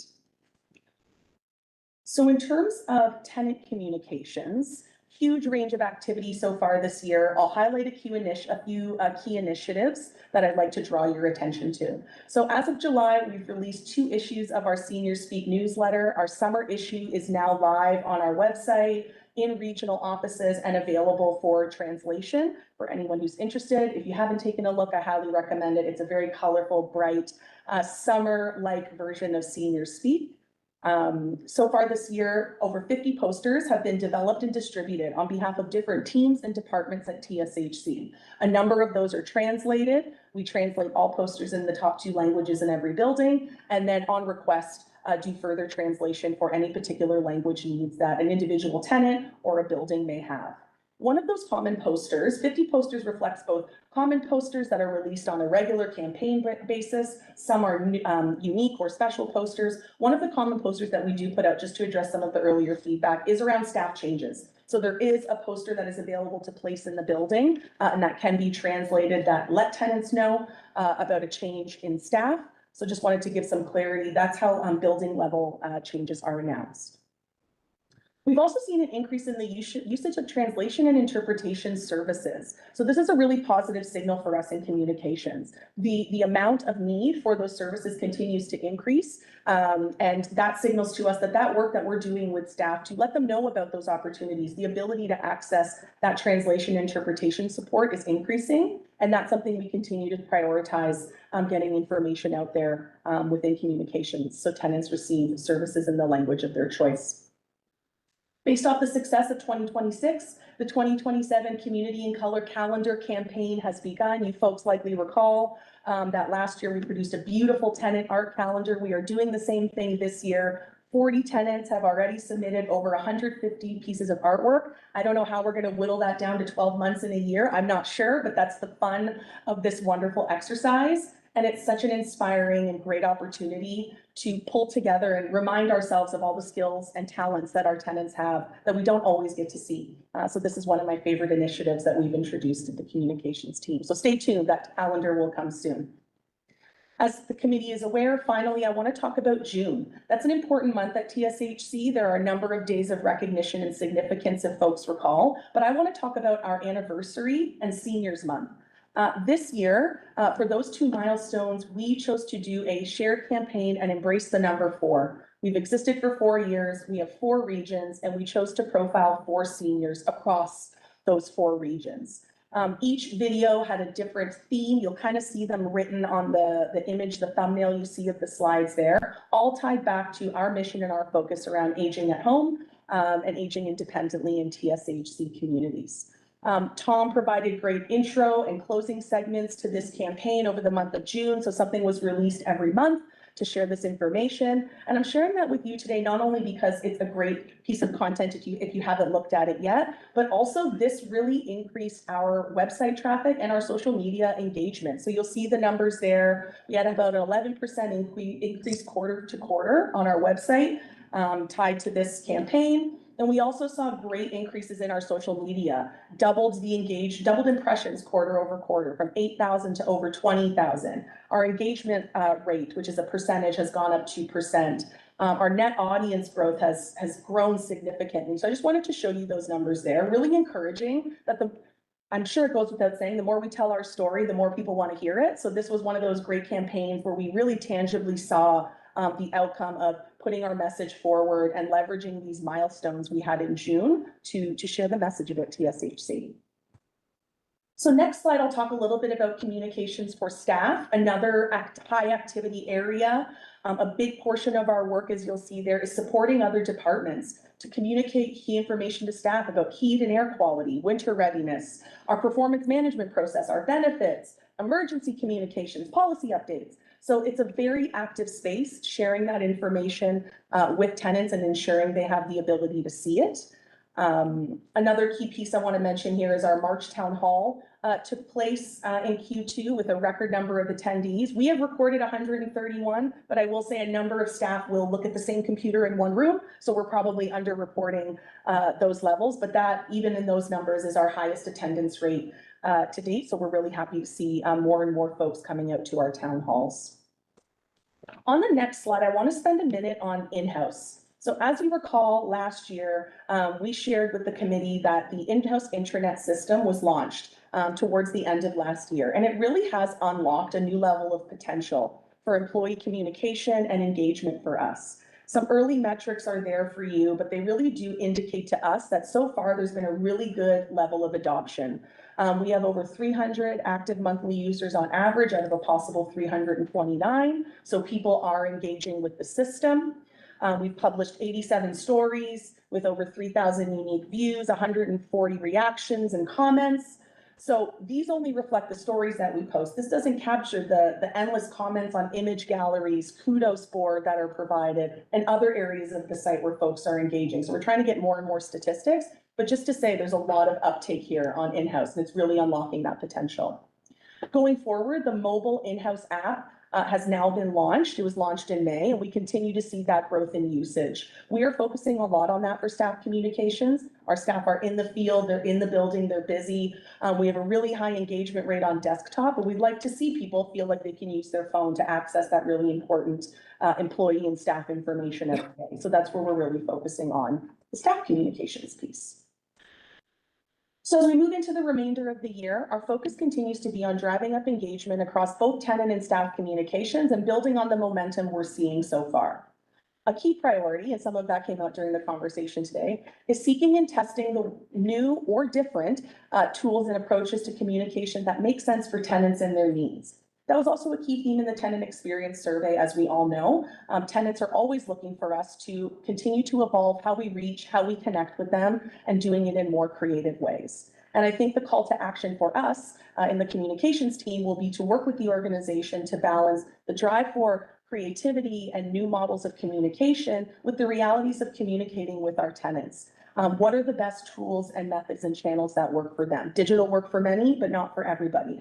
As an example, how do we find that balance in a way that gets the message out to tenants, which is the ultimate goal?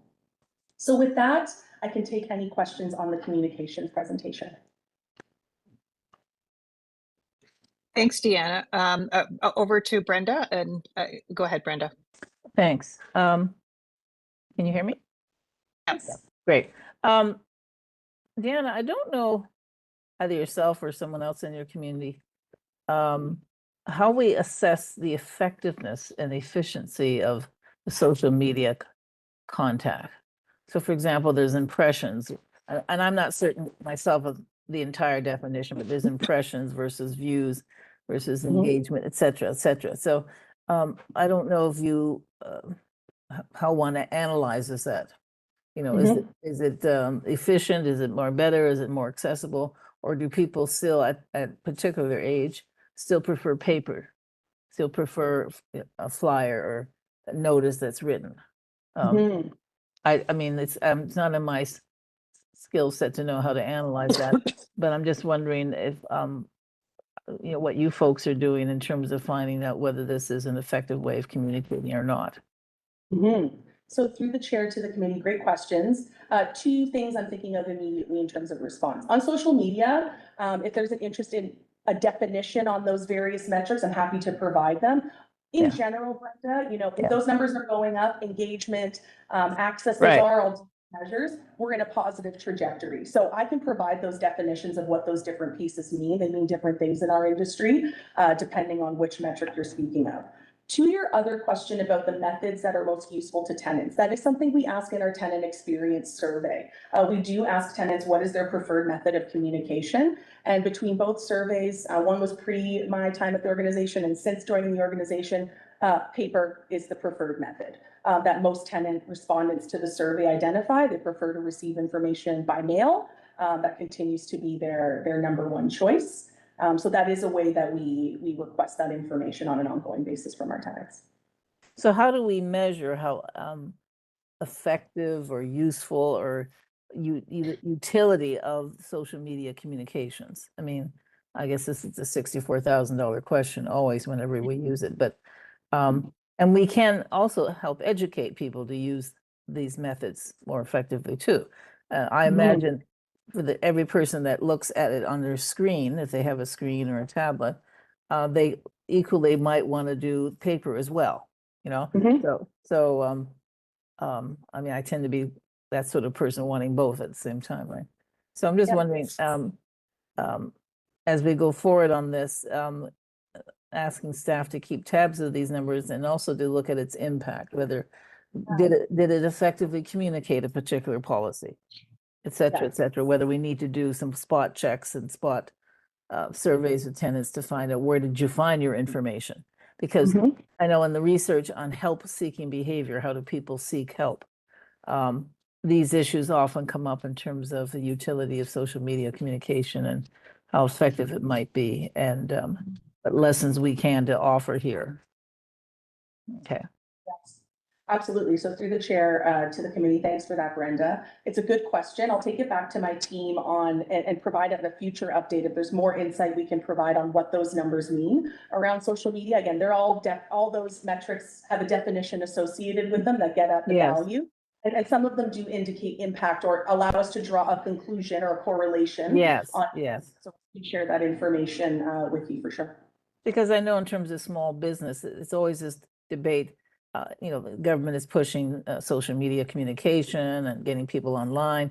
And in a lot of cases, businesses will report that they spend an awful lot of time posting and responding to posts, but it did not impact their sales.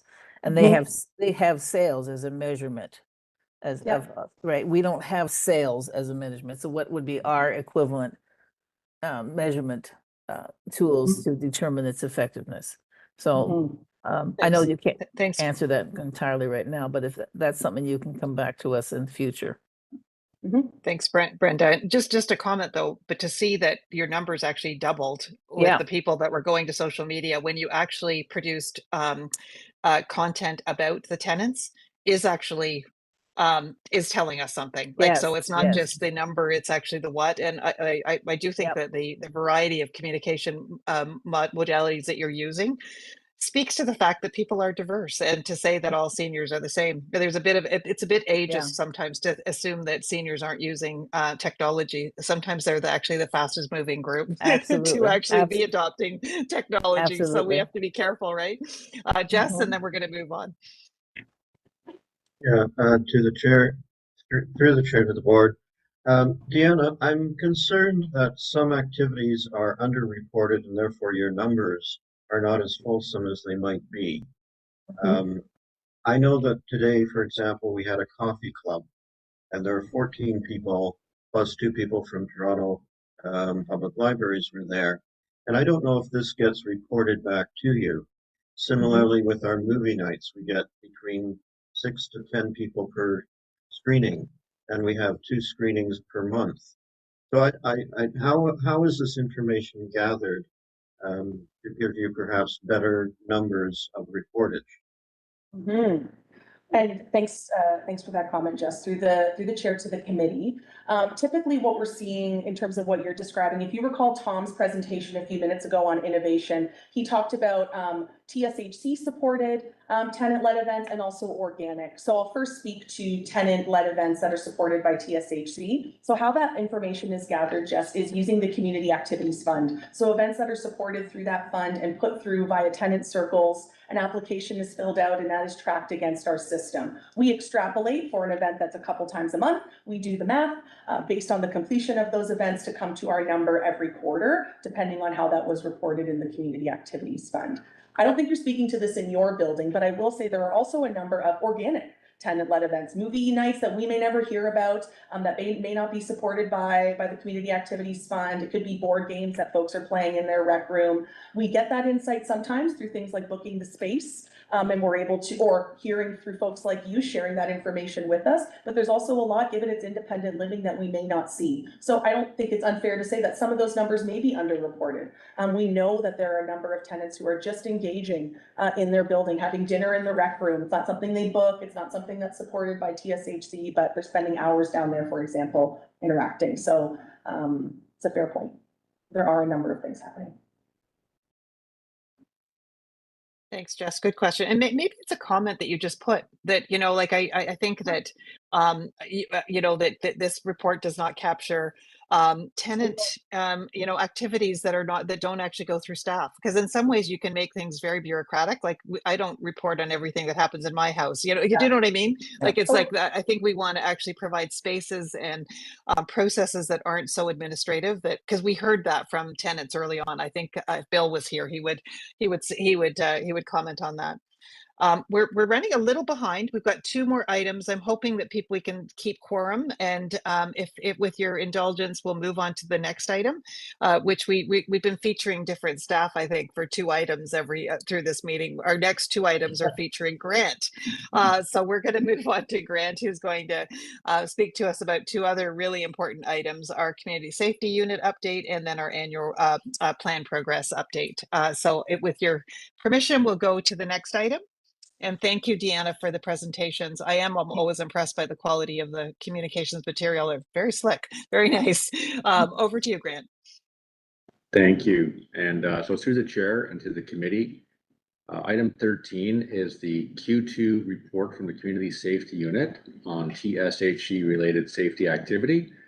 I'll just provide a few highlights of what's in that report, and then we can open it up for questions. So overall, the report notes that for Q2, there's been a 6% decrease in calls compared to Q2 of last year, driven primarily through fewer alarm calls and trespassing incidents. And in terms of actual numbers, that's approximately 2,500 calls in the second quarter of this year. When we look at the data around crimes against people and crimes against property, crimes against people have increased slightly.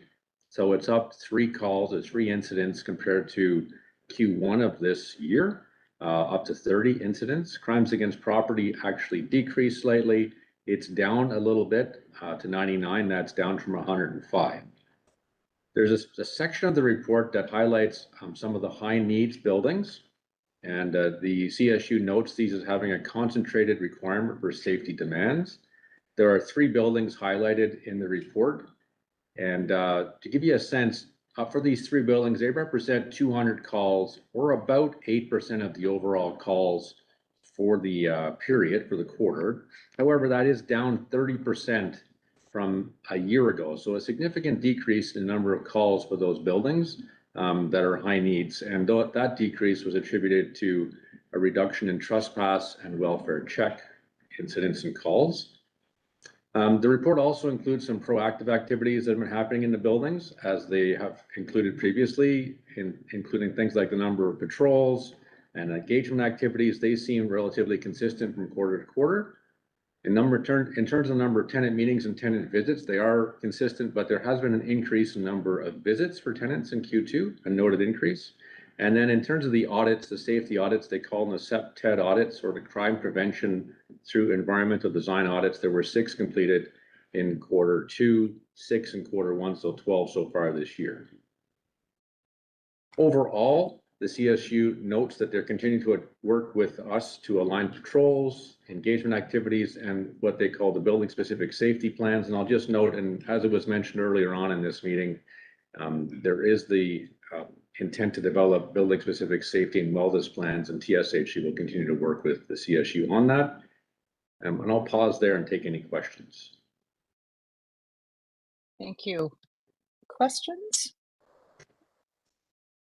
Brenda? Just in general, can you comment, or if you're able to, as to what is behind some of these changes in numbers?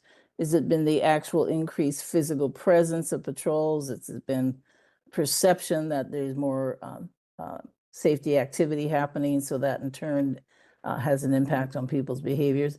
I'm just trying to get a sense from your experience what insights you could provide us with.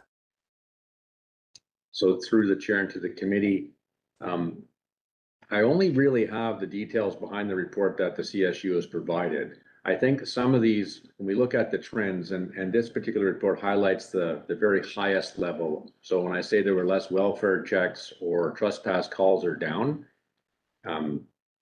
how they can be attributed to the broader plans and activities, I'm sure there is a correlation there. And that could be something maybe we could take back to get a more specific answer to your question, Brenda. There are certainly a lot of things that are happening that, you know, there's proactive activities, the patrols, although we don't see necessarily an increase in the patrols.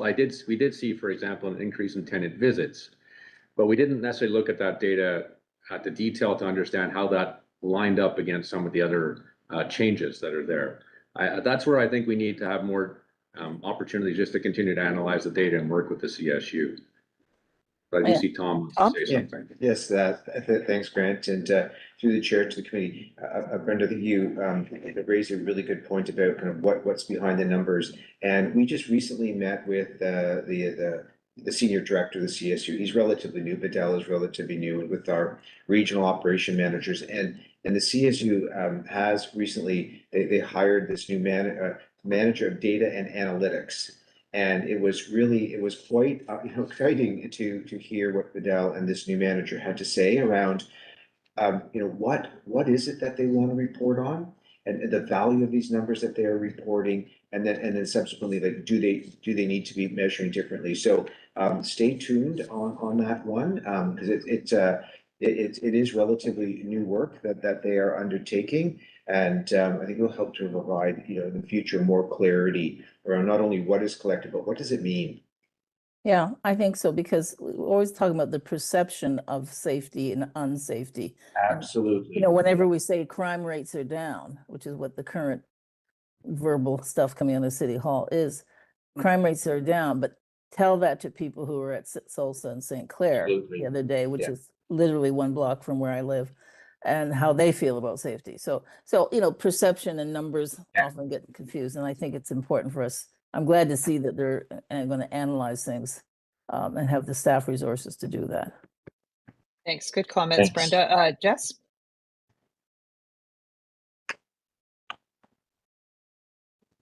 I note that there are 83 buildings, and yet fewer than half get patrols per quarter. Is this broken down by region or regularity? I can, through the chair, to the committee, and just to your question, that is based on kind of demand and kind of the incident, and the building staff will contact the regional operations manager, will contact the community safety advisor with TSHC, and then those resources will be assigned. So it is based on kind of need and what is being reported.